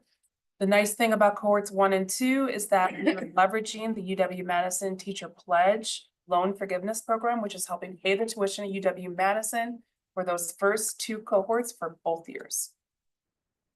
Next slide, please. So our longer term, grow your own, the one that has the most longevity is the Accelerated Licensure and Special Ed program. Also a cohort-based program that is about turning out our special education teachers through a master's program at UW-Madison that is 6 semesters long, so 2 years. It is a program designed for our staff to work full-time in their jobs as an SEA or as a special ed CC teacher and take coursework in the evenings, and then also during the summer to get their master's degree. There's 2 ways they go through the program. One is as an SEA in year 1, and then a CC teacher emergency certification in year 2. In that program, we pay 100% of their tuition. They can also start as a special ed teacher on emergency license in year 1 and 2. For those who have already been licensed in a different area, that's not special education. And there they get about 2/3 of their tuition paid. There's wraparound supports for that, including financial support, academic advising, coaching, and the coursework that's happening outside of their work hours. Each fall we begin recruiting and each fall we begin a cohort and we recruit in the spring. Next slide, please. And our district leadership preparation pipeline is also going into its 2nd cohort, also a cohort-based program to grow our current staff into our school-based leaders. So again, deepening our principal bench and diversifying our principal bench. It's a partnership with UW-Madison again, where we pay 100% of the tuition and fees for a 14-month program, summer, fall, spring, summer, in which they're taking coursework on the weekends and intensive weeks in the summer. So again, for working adults. Wraparound supports, they have principal mentoring with a cooperating principal, shadowing every month throughout the program during the academic year. And we have the same as the other programs, advising. We provide subs for those who are in classroom roles so they can go shadow and have time when they meet outside of work time. That begins every summer with recruitment in early spring. And they'll leave with their K-12 leadership master's degree and access to apply for their Wisconsin administrator license. And also 3 years of service with that. Next slide. This is the good one. So this is showing you what you got with your money and with your investment. With the Accelerated Licensure and Special Ed program, we have 6 cohorts that began in 2018. Counting cohorts 1 through 5, you can see that we have a very high representation of men going into special education at 44% of our participants. 33% of our participants are BIPOC. And that's out of about 70 people, not including approximately 6 people that we just had a discussion with for our review committee today for cohort 6. The best part is that final column. So through those 6 cohorts, we have gotten $1.7 million in grants. 1.1 million of that was support policy The rest of it was supporting other teacher programs that we have in this district and also with a few partner districts. The district leadership preparation pipeline also started last year, going into its second cohort. I am happy to say that we also have a high representation of folks of color in that cohort, even more so in what I'm anticipating in cohort 2. We have 10 people coming through cohort 2, 19 that were in cohort 1. And with the DLPP, we have 1 grant and we have garnered the attention of a donor, and that donor is, you'll hear about it more soon. A to be named donor has given us money to support 2 additional cohorts of 10 each only at MMSD. The growing room to associate also cohort, and that is our highest representation of folks of color, sitting at 89% of the initial cohort. We have approximately 15 to 20 more coming in, which I don't have their demographics listed out here. As of yet, we haven't gotten a grant, but it's in time. I'll figure it out. Next slide, please. And I'd like to turn it back over to Cindy. Okay, thank you, Jen. Yep. 2 more opportunities that are all part of our talent development, staff retention and recruitment. This one is new, and we're proposing a partnership with Edgewood College where we work on dual credit certification. So currently, we have very few staff in our district that are eligible to teach dual credit opportunities that lead to college credit that are affirmed by the Higher Learning Commission. That means those courses that transfer directly to most post-secondary institutions, colleges and universities, such as English 1, Algebra 1, and beyond. Right now, we have that in the CTE area because we've been able to build a strong partnership with Madison College, but we don't have it in the 4 core areas of English, math, science, social studies. As you know, many of our students, in order to access the college credit, they either take advantage of Start College Now, our early college academies that we have through Madison College, or early college credit program at UW. What we want to do is create a cohort of teachers so that we can continue and build the courses that we offer on our campuses so they're accessible to all of our students. This is beyond AP offerings, right? AP offerings have additional contingencies for earning college credit.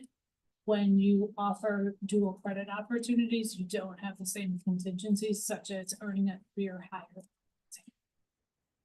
We would like to consider $90,000 that would cover 25 teachers to be able to earn their Higher Learning Commission qualifications. That would be in the area of English and or math. It's 12 months of coursework. So if we were to start the fall of 25, they would finish and be qualified the fall of 26. We are asking them to have a commitment of 3 years beyond the earning of that credential to teach still in the district. We would like to consider offering courses in the fall of 2027, college level English 1, which is transferable to almost every single college and university across the country, as well as college level intermediate algebra, same transfer. Our expected outcomes, which I've stated a little, are to increase the number of staff we have on our campuses that are eligible to teach these credits, hoping that at some point on our campuses, students are able to earn an associate's degree if we are continuing to grow these opportunities. We also know that the research tells us more students that take college level coursework while in high school lead to higher post-secondary entrance, persistence, and graduation. That is one opportunity that we're proposing. Next slide, please. Can I ask a direct question? We just gotta get through this. Okay. The next one is our ESL and our bilingual certification. This is something that we currently offer in our district as a reimbursement opportunity. We have about 50 teachers this school year that are taking advantage of this. This means that teachers pay for their tuition upfront for ESL certification or bilingual certification. They are add-on certifications, and we reimburse up to $1,000 for a 3 credit course. currently this is funded on Title III and we spend about $100,000 this year for that. We are proposing for next year is to have $100,000 on Fund 10 in order to secure that funding so that we can continue to provide this opportunity for staff. And most importantly, continue to expand the bilingual certification opportunities, as we know this is definitely an area of need within our district.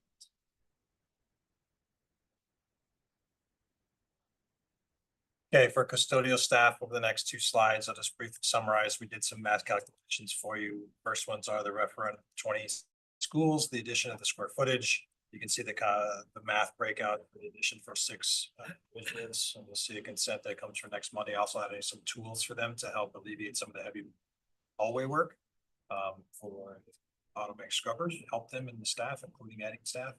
And then the second side is the non-referendum schools. Again, do math breakout of reallocating resources and funding for that to help get other schools up to speed, consider growth of our district.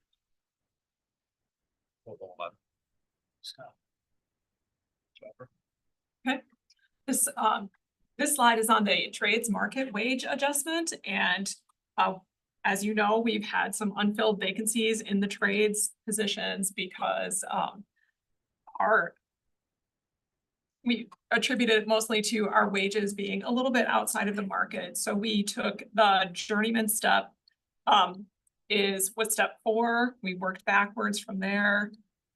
And that is the proposed salary schedule in the middle, and the hourly increase you can see as the bottom row. Each of the trades was looked at individually across Dane County, doing that market analysis.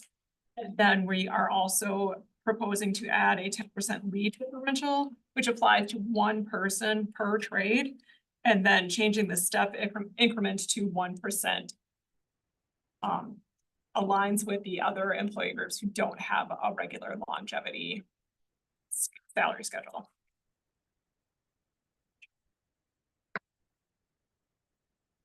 Okay. And then the next 2 slides just talk about in terms of where we are at in the process, in terms of last month and now this month. We have information on the website that includes the Let's Talk portal for people to ask questions, and then also lays out the timeline in terms of where we are at between now and the fall, is on in terms of fall pre-budget. Next timeline, the next slide talks about the budget amendment process that we've shared with you all in terms of making amendments for the June preliminary budget that would be for June. Our plan is to go through those amendments, complete the analysis or comments, and work with each one of the board members that have put forth some amendments, then share those at the May 12th operations work group. Questions? All right, board member Vandermeulen. Just really quickly, I'm fine with the partnership with Edgewood, but I have one question. As individuals with disabilities, will they still have full access? Because sometimes with private schools, it's harder to get so-called accommodations or other things. Are we going to make sure that it's our admission rules or Edgewood's admission rules?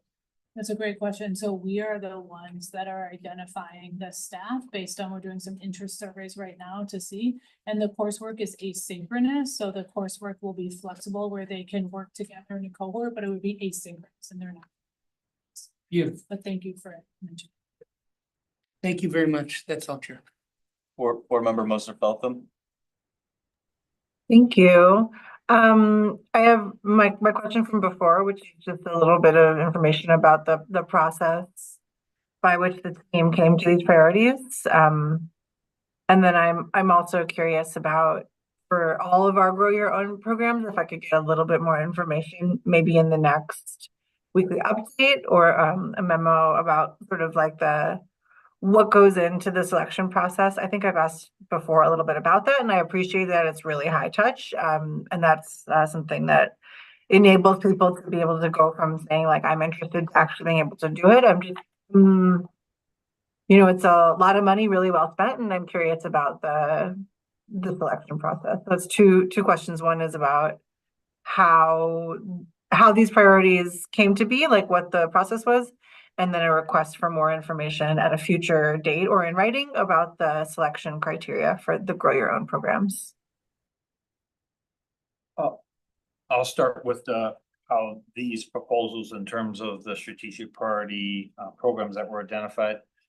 Really a continuation from some of the conversations that we had during the 24-25 budget and the constraints that exist every year.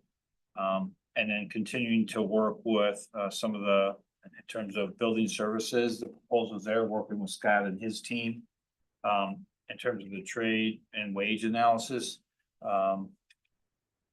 Board member Mosner felt them, you know, in terms of where we are at, we worked on that amendment, budget, prior budget ago in terms of adjusting some of the wages for our trades folks. We continue to look at that and work with the groups. Jennifer mentioned the high vacancy rates and our belief that it really has to do with our wages not being competitive.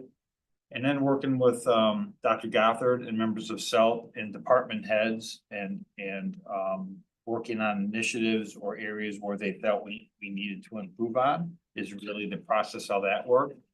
The other decisions made early on at our level was to continue the initiatives for K-1, early literacy and lower class sizes, and then the continual expansion and the need for our 4-year-old kindergarten continues from last year. There's still a couple of other items that may come before you at the May Operations Work Group in terms of our continued conversations with department heads and meeting the needs of the schools. Cindy mentioned career and tech ed in terms of the ability to staff some of the middle school programs and different initiatives. But that's really how the strategic and equity projects that we went through today came about. Ooh, thank you. I appreciate that insight. Did anyone else want to add, or do you feel like Bob kind of got the picture across? Probably go ahead. Okay. Did you want me to give you a very high level of some of the selection processes? No, I think for that, I would prefer that to come in a board memo in the future. Just thinking about the time of night, and my other board members might be having questions about it, about other topics. Good. All right, board member Nichols. Yes, my only wondering from listening to all of the priorities is, since we're currently in the development of a new strategic plan,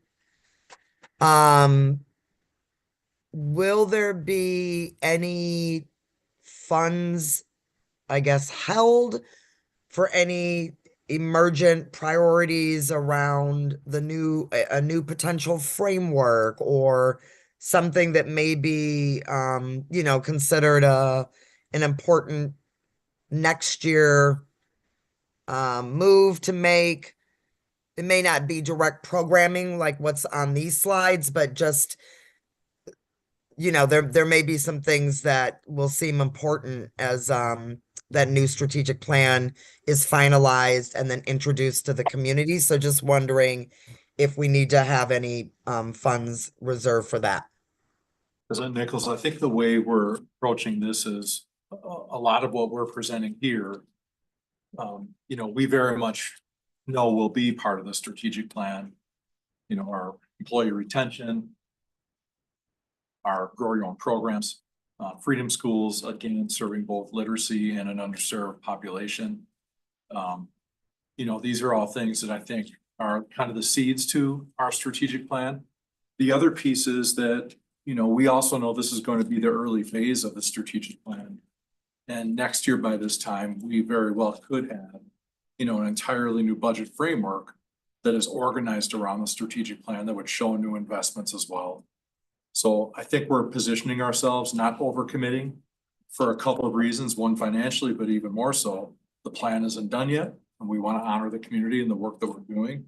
And I think the phased in approach that we're part of right now is a good one.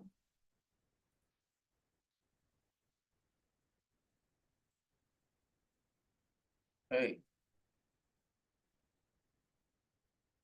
Are you good, board member Nichols?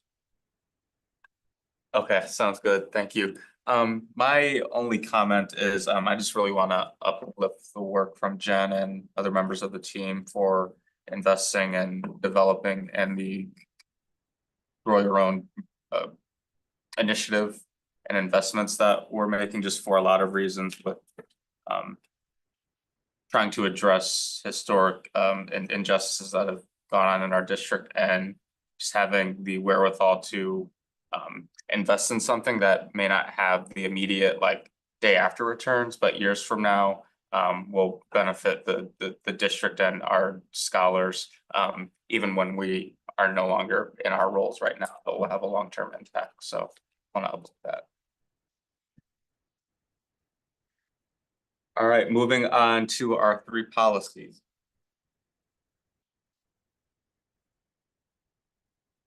Petra, am I reading or are you reading? I mean, it's like a lot. Reading, oh, I thought that Bob was just gonna. Okay. Yeah. Yep, Bob, if you can go ahead and take it away, since these 3 were the ones that we're bringing back for your area. Thank you. Actually, is there any, never mind. Strike that, continue. Okay. So I'll start with the policy 6244 in terms of the information that was put together. But before I get into the details, I wanna be really clear. This is truly, as all of our work is, very collaborative, goes across departments, goes across teams. Working with Petra and legal services and staff on my team in terms of purchasing, pulling the information for the requisitions and taking a look at the travel reimbursement really is a group work, not be able to be done without that kind of working collaboration. But the first one is a recap, really is a focus on our current procurement policy in terms of purchases and contracted services in excess of $35,000 are required to be approved by the Board of Education. During our first read, recommendation was to potentially consider increasing that threshold to $50,000. When we look at the next slide in terms of the numbers and the data, I really think a case could be made to either increase to 50,000 or potentially 75,000, depending on where the board wants to go on this, right? But again, it's pulling the requisitions from fiscal year 23, which is the first table, and the volume. Now, this is requisitions, normally results in consent memos, but it's a way to be able to pull and quantify the requisitions across years. And 261 at 35,000, 217 at 50,000, 146 75,000 or greater. Similar numbers for 2024 in terms of the 224, the 188, and the 132, and the order. And then to date, this current fiscal year is 192, 163, and 114. So fairly consistently across the 3 years, where we're looking at the number of requisitions in each one of those thresholds. So the next slide then lays out a select group in terms of some of the Dane County districts and some of the other larger urban districts. We no particular order, but just so you could see the dollar amounts, we ranked in order of a low at 25,000 and high at 250,000. And then in the parentheses, which I thought was a nice way of doing it, was to put the rank by enrollment in terms of the school districts. So in this case, Madison is the second largest school district, Milwaukee is the first largest school district. So the parenthetical is just that. In this case, Monona Grove 60th, one ranked by enrollment, has a threshold of 25,000. And so those are the numbers and the details you can see in terms of some urban districts and then some Dane County districts. Okay, these are just some reminders in terms of the current policy, the next slide, regarding, we have very good, processes in place in terms of a district and my team, the planning, budget, purchasing, accounting team, using processes that have built-in internal controls and efficient use of our resources. My team with legal services, Petra is the attorney we work with, in terms of the laser fees to manage our systems. Really gives us good, like I said, internal controls and an awareness of what is happening in terms of any contract regardless of size. And then in terms of our ERP system, the ability to look at and review the recs and the dollar amounts and how it is reviewed and signed off at different levels throughout our system. And again, many times, and it's worth saying, we work closely with legal services to ensure adherence to the board policies and the different department heads, including schools, in terms of the process that must be followed and approved. So really think we have built a good system. We need to improve that in terms of memorandums of understanding and MOAs in terms of agreements moving into our laser fee system to allow us to continue to have that good oversight, but also a spot where departments and schools can go to look and find the documents in terms of the managing and maintaining the data. So that's kind of where we are at with that. And I turn this over to Petra and Chair, and if there are any questions on this policy. Board Member Vandermeulen. Yes, I like the additional slides. That made it a bit clearer. I'm still not gonna be for this, for the sole reason of, I think 35,000 is quite enough without board approval. I think it's absolutely necessary. Additionally, I don't let anyone in my wallet for $5, let alone 35,000. I certainly am not going to do it for 50,000. Maybe it's just me.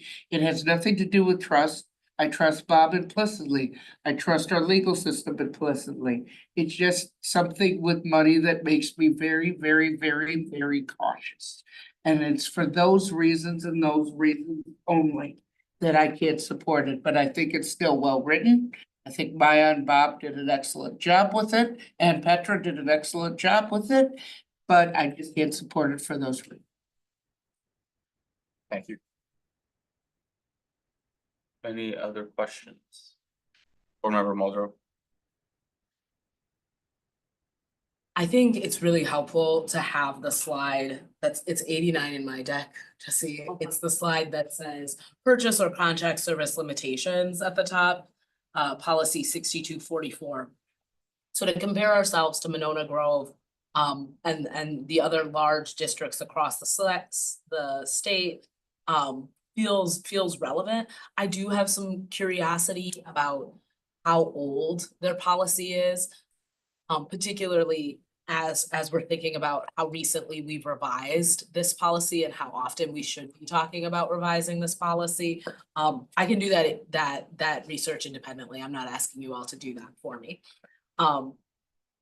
I think, you know, what is the balance between kind of the transparency our community expects related to public dollars and what is just inefficient and creates a tremendous amount more work for the team is the balance I'm trying to strike in this policy.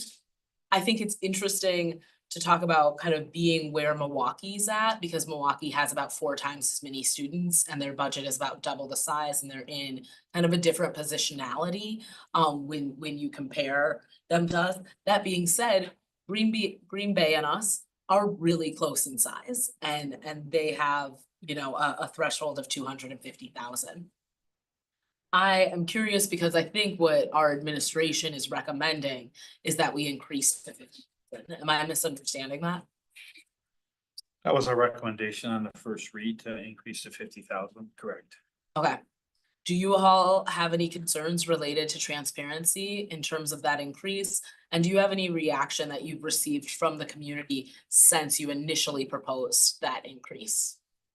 I have not received it. I haven't either. I haven't seen anyone reach out to me and say, hey, I'm really worried about transparency in relationship to this. And we have a really vocal community. So I imagine that if our community was really against this increase, we'd be hearing that from people rather frequently.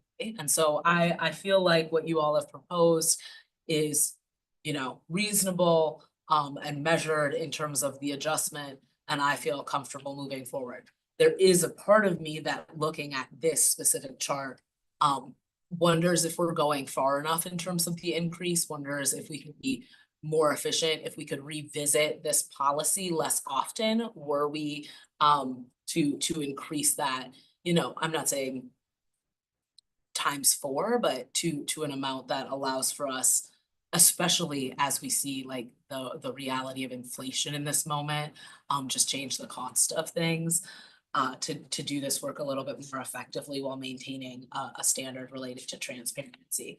So I guess that's where I'm leading right now, is that I would actually increase in relationship to 50,000 rather than keep us at the 35, but I'm curious what the rest of the board is thinking in relationship to this policy. Okay, Board Member Nichols, then Board Member Mosner Feltham.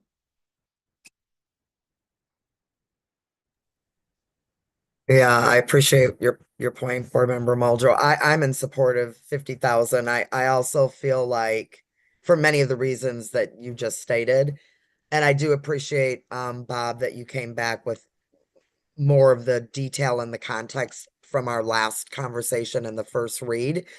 One of the other things that is standing out to me when I'm looking at that range per district, some of the districts, from my understanding, that have the higher thresholds have also adopted like formal board governance, and they have clear guidelines around their operating expectations and agreements with the superintendent. And so they may have a structure that kind of supports that higher threshold. I think because we don't necessarily have that. I mean, and I don't know about all of the districts on that one slide, but I think because we don't have that, we may not have some of the other shared language and agreements around that threshold. So to me, I do think increasing to 50,000 seems very reasonable.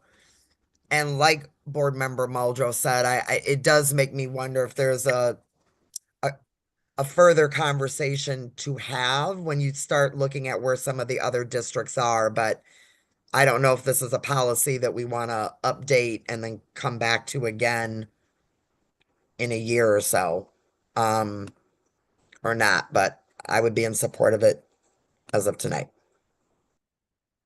Thank you, Board Member Mosner Feltham. I could easily support increasing to 50,000.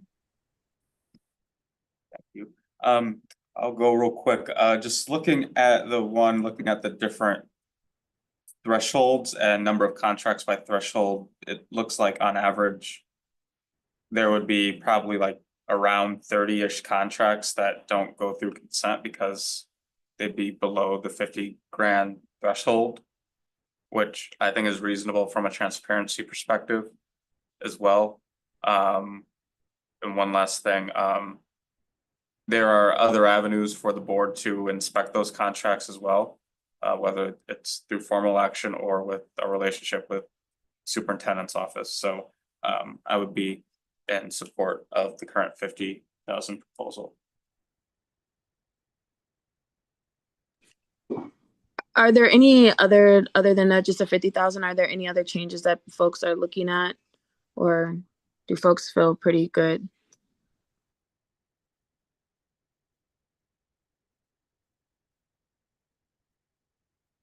Okay, it sounds like folks, I get all the head nods. Okay, thank you. Can I ask a clarifying question for the board? Is there an appetite that I or Bob and I together look at those districts that have greater thresholds to see what differences, if any, exist in their policies in terms of being more formal in some way, with like oversight on contracts, to see if they're is an appetite for greater than the $50,000 threshold, or is that not something that we want to look into at this time? I just want to make sure. Yeah, I think there, for me personally, there's not a hard, like, I'm not gonna draw a line in the sand and say I don't want additional information in terms of what other boards' policies are. But I do think like that just the policy and what informs the policy is different than like the district's audit. And so I think if we're looking to these districts in relationship to their policy, I would also be curious about any level of significant findings related to their audit, especially if we're modeling after their practice and policy. I would not like it. But that's me.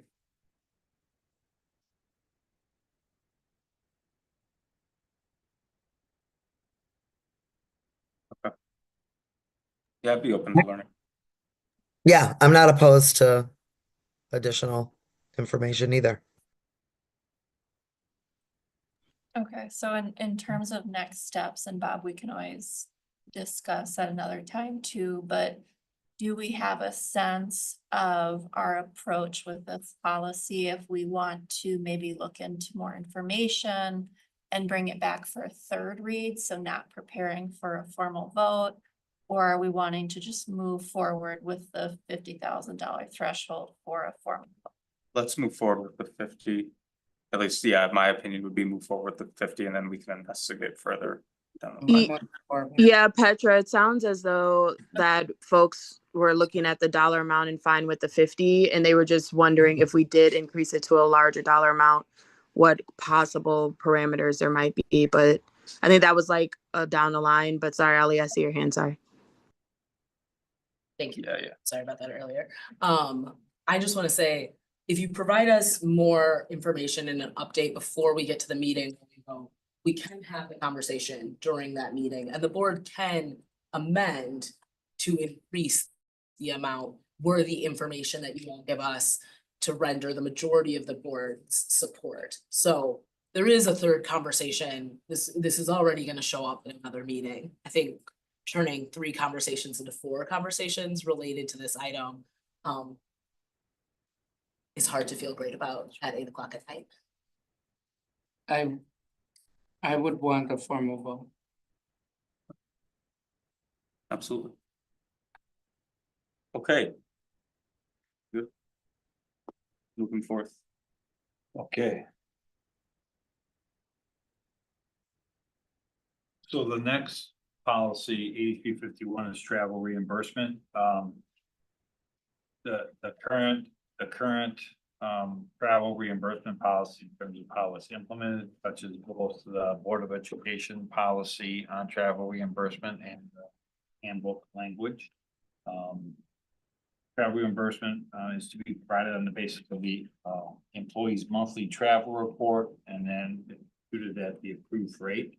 The first read talked about really updating the existing policy to be reflective of the current practice. And I believe consistent with the existing handbook language. There is some discussion about finding that handbook language. But what it would do in terms of updating the policy to be reflective of using the Internal Revenue Service and the business travel rate. The forms would continue to be available from my team in terms of filling out. In terms of the practice would be requesting reimbursement be made in a timely manner, which would be the monthly travel reimbursement reports being submitted monthly, but then also adding a month on to get employee supervisors sign off.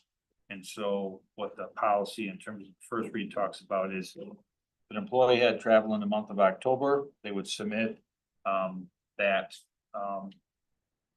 the next month and then have the supervisor take another month to be able to approve. So travel in October, be submitted to the team, my team processing 2 months later or by the end of December.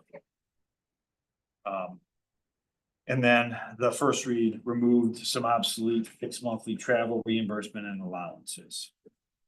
what we tried to do, in terms of the next slide is lay out, the mileage reimbursement as laid out in the handbook. There was some conversations in terms of, I view it as putting it in context of the handbook, language. The handbook language talks about two things. First, it talks about requests for reimbursement should be made in a timely manner, and must be submitted during the school year in which the travel occurred. So, from my perspective and a team's perspective, it's twofold. Timely submission. Timely submission is to be the forms available, which are monthly reimbursement, and then be submitted during the school year in which the travel happened. So we reference some of the policy in terms of the handbooks and what it's related to in terms of 6.2 and the approval. And that really just talks about if it's travel more than just work related going from school to school, be approved by the supervisor. I think going to a conference or professional development. Okay, next slide then continues to talk about payment received from the handbook in terms of appropriate travel forms and how they must be submitted in a timely manner within the school year in which it was traveled. Has some exclusions for, obviously illegal parking. We don't reimburse you for your parking ticket in the handbook. And then finally, in terms of the policy that we're bringing back for the second read is really the twofold in terms of the monthly travel report and approved and paid at the rate of the IRS that the IRS sets. And then really being consistent in terms of 8351, how the team has been implementing that policy really since August of 2018. It's that twofold, a monthly employee reimbursement form in terms of the miles traveled, and then getting the supervisor to sign off. Now, the next slide is really a shout out to my staff in terms of the folks and the volume that they do. We really are staffed to be able to manage this following this monthly submission, allowing an extension of another month for supervisor sign off. We are not staffed to process travel reimbursement claims 2 or 3 months out of the fiscal year. That would require us to increase our staff quite a bit. We have 5 individuals less than full time that process 15,000, almost 15,800 checks in 24-25.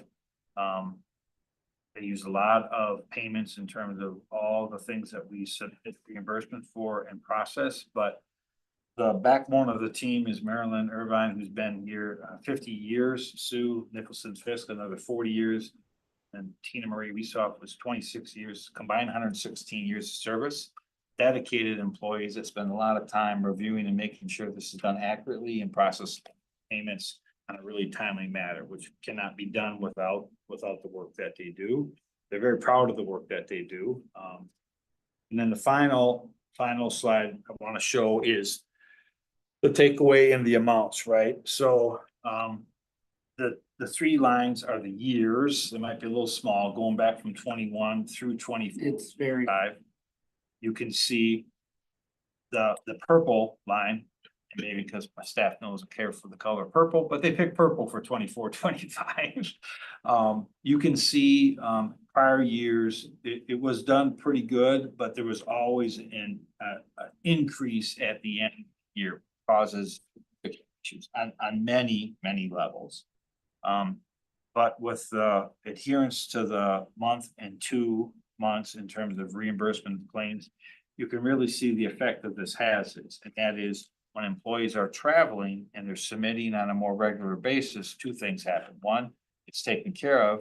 2, more importantly, we can manage it. And probably most importantly, employees get reimbursed for the expenditures that they had much quicker.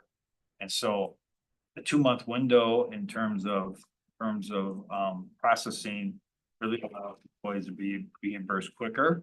And again, can't stress enough, the way we're staffed and at the level we're staffed in the business office is lean, and not to move away from this policy of timely reimbursement really would be a difficult task to accomplish.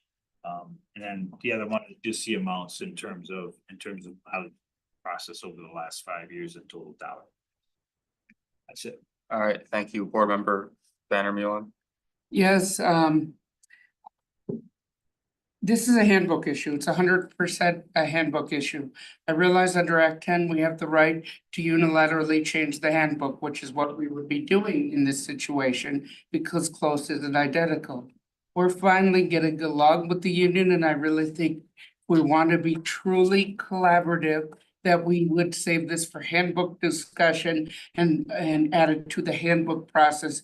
I don't believe that this is a decision that the board should make without hearing directly from union representation. I have gotten emails from 8 people who were involved. I don't know if everyone got them. I can send what I got, but it does not. Very simply, people fill out the form when they can fill out the form. If you are driving to every school site and getting there as much as you can while raising a family, while trying to teach, while handling any other life issues, trying to do billing as someone who has to do it frequently, I can tell you, there are times when you just get so overwhelmed you can't.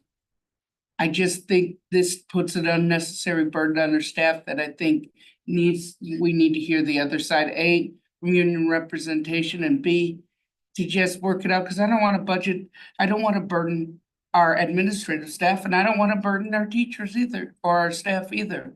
So I think a compromise could be worked out, just not here.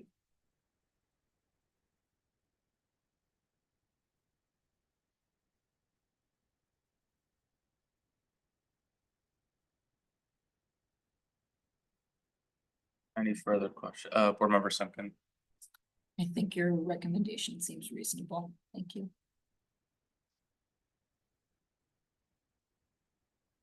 So one clarifying question right now, what is the time expectation on being able to submit a reimbursement? Plus. Yeah, the language that we have now, that's would be in the board policy in terms of updating it would be, it's monthly submission. Employee supervisor signs off on it. What the policy would be is, you travel in October, you'd have until the end of December to get that reimbursement form in, which would be 2 months, including the employee supervisor signing off on that within that 2-month time frame. That's the recommendation in terms of the second read. Okay. Yeah, I'm interested in the handbook angle, but overall, I think this is a fairly compelling and reasonable recommendation, especially it gets money back to staff ideally faster of their own cash. So I think there's a mutual interest here to get it submitted and therefore get paid back sooner. Especially if it's coming out of your own personal pocket. I think there's a pretty compelling mutual self-interest on both sides.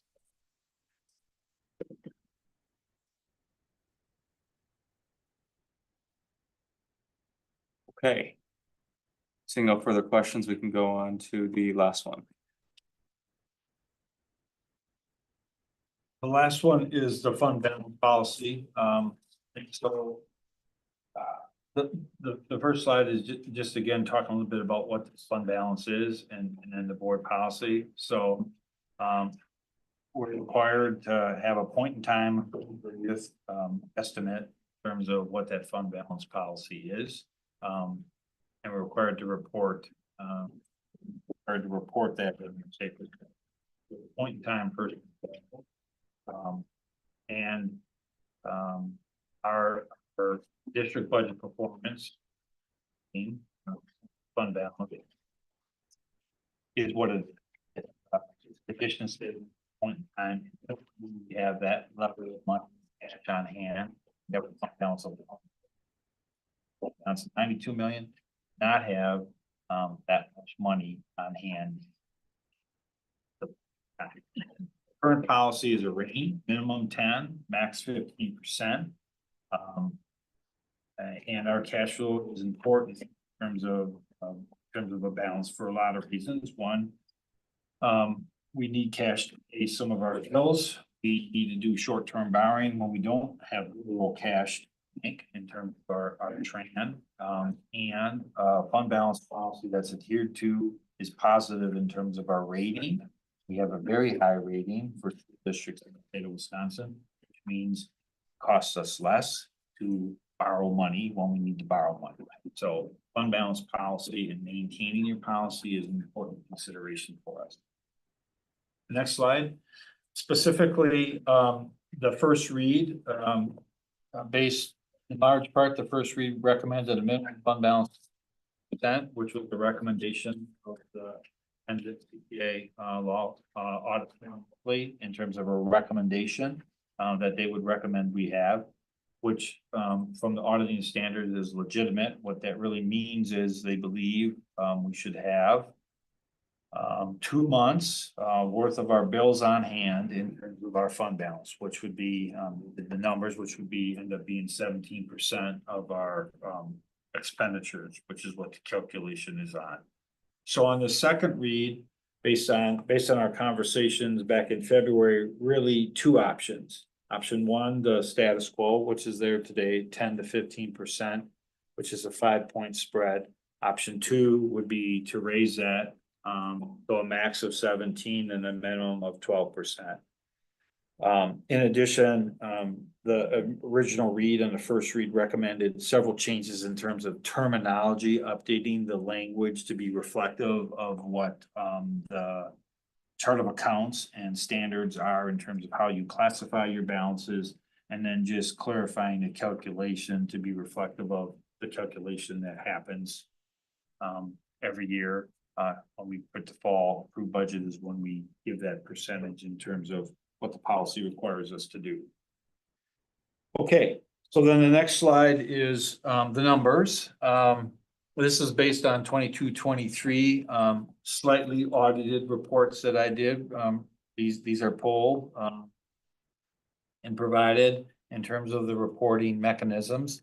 And what I did talk to my staff and running the numbers was to figure out how to present these so we could kind of make sense of what all these numbers mean.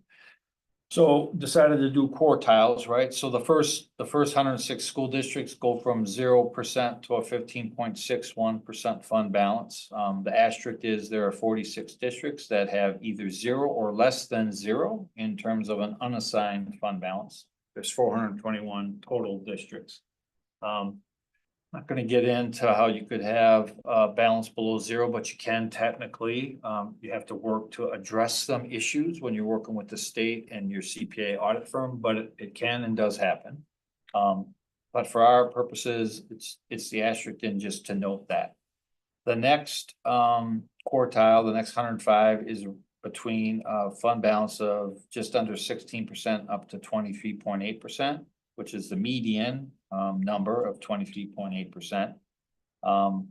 And then the third quartile is between 34%, is between 24% and 34%. And then the final 106 go from 34% up to 114% of your fund 10 expenditures. There are a handful of districts, 421 districts, that do have a fund balance higher than what they spend out of their general fund. Tend to be smaller districts generally, but just so you know that that's the range. So the range is 0 to 114%. The median, as I said, is just under 24%. The average is 21.43%. And just for terms, it means that there are more districts under the median when your average ends up being 21.43%, meaning there are more districts than going from 0 to 421, picking the middle. That's what the median is. And your average is 21%. There are more districts that have less than the median than more. That's all that means. For this purpose and this comparison, we're at 17.42%, again, 22-23 in terms of the district. Dane County districts range from, again, in order of percent fund balance from 9% up to 41% from Wanakee to DeForest. Then I picked the urban districts in terms of Milwaukee, Green Bay, Kenosha, and Racine. So my takeaway comments on the numbers are at 17%, we're pretty close to the urban districts, a little bit less than the average of the urbans, but between the range of 10% and 40% at 17.42%. I'd say that's what the numbers say in terms of looking at 22, 23. All right. Okay, Board Member Muldrow? Yeah, I do think like we are comparing ourselves to Milwaukee frequently this evening, and I just want to say Milwaukee is a tremendously underfunded district considering the number of students who go there and the size of their budget. So there would almost be a sense that we are outperforming or better managing our resources than the state's largest school district, except that school district serves almost 100,000 children and does not have 4 times our budget, right? And so I just think, like, on behalf of Milwaukee, I want to say the comparison makes me slightly uncomfortable because I think that those students deserve a far greater investment than what they're seeing from our state. I really appreciate the overall slide. I don't want to take anything away from the work and contextualizing our approach to this work. I'm fully in favor of changing this policy because we've been outside of the policy consistently for years. My one concern around changing this policy is that as our budget increases, meaning as Governor Evers' per pupil revenue continues to increase at that rate, and as we increase our budget based in our referendum, the contribution of our local taxpayers, that will we just kind of naturally start to get closer to like the 15% or 13% if we don't continue to proactively contribute to our fund balance. So I guess my fear is that it'll look like even if we stay stable, we're not maintaining our fund balance because our budget is increasing and therefore the same amount doesn't make up the same percentage of our budget. Does that make sense?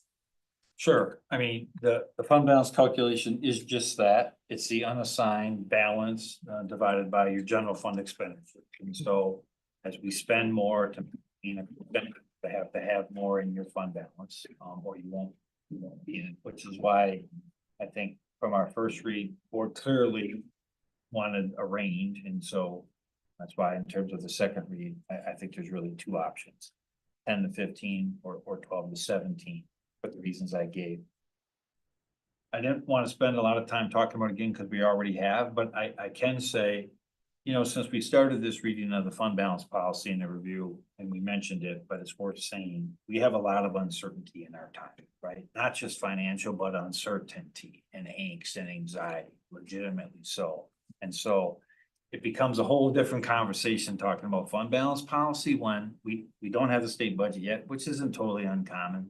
But the unknown about our federal monies moving beyond this next year and following adds a level of uncertainty where I'm looking at this fund balance policy and it's just like, there's a lot of angst and anxiety and unknown. But I think the numbers are the numbers and we decided we're going to look at our fund balance policy. So I think the 2 options that are before the board are legitimate options, but I gotta say it's a little unnerving for me to be looking at projections 3 and 4 years out when I'm going, the last 45 days, it's madness. So I want to just add that, so. No, I feel very similarly to that. I appreciate you bringing that into the space. And I think I'd like to work from what is predictive and normative. And I also feel like it's completely appropriate to acknowledge that's not where we're at.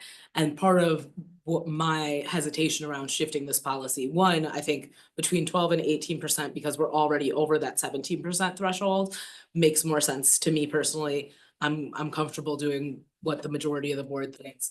But the other thing I think is at a time when we're in a particularly volatile, particularly volatile economy, is this a good time to alleviate the burden on the taxpayer, meaning to not levy to the full extent and to create some relief towards the general public? And can we do that if we're really tied to maintaining or increasing our fund balance. And so I think there's a lot of factors that inform this, but I am comfortable voting for that 12 to 17% or 12 to 18% range. And I appreciate all the work that's gone into it. Any other board member comments? Okay, I'll just go real quick. I'm comfortable with 12 to 18 as it largely reflects where we've been over the past 3 years or so. I think with the federal uncertainty, but also needing to make sure we have enough reserve cash to keep the cash flow running is really important as our budget gets larger. It makes sense that we increase the fund balance, so. Yeah, and ultimately it's by 2%. And as we do set our own policy with the uncertainty in the future, we can always revisit this. Board member Nichols. Yeah, the last time we looked at the policy, I think I was more inclined to go with the minimum being at a higher percentage because of our audit. Now, given the last month or so, and just not, realizing that we may not know all the factors that we will have to take into consideration, I am in support of increasing it to the 12 to 17 or the 12, the 12 to 17%.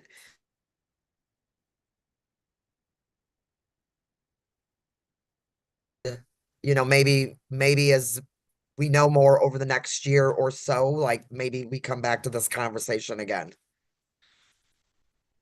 Thank you. Okay. Is that sufficient? Yes. I Good. think. All right. May I please get a motion to adjourn? So moved. Board member Fernando, your advisory vote? Aye. All those in favor? Aye. Oh, wait, can I get a second real quick? Second. Okay. Let Laura,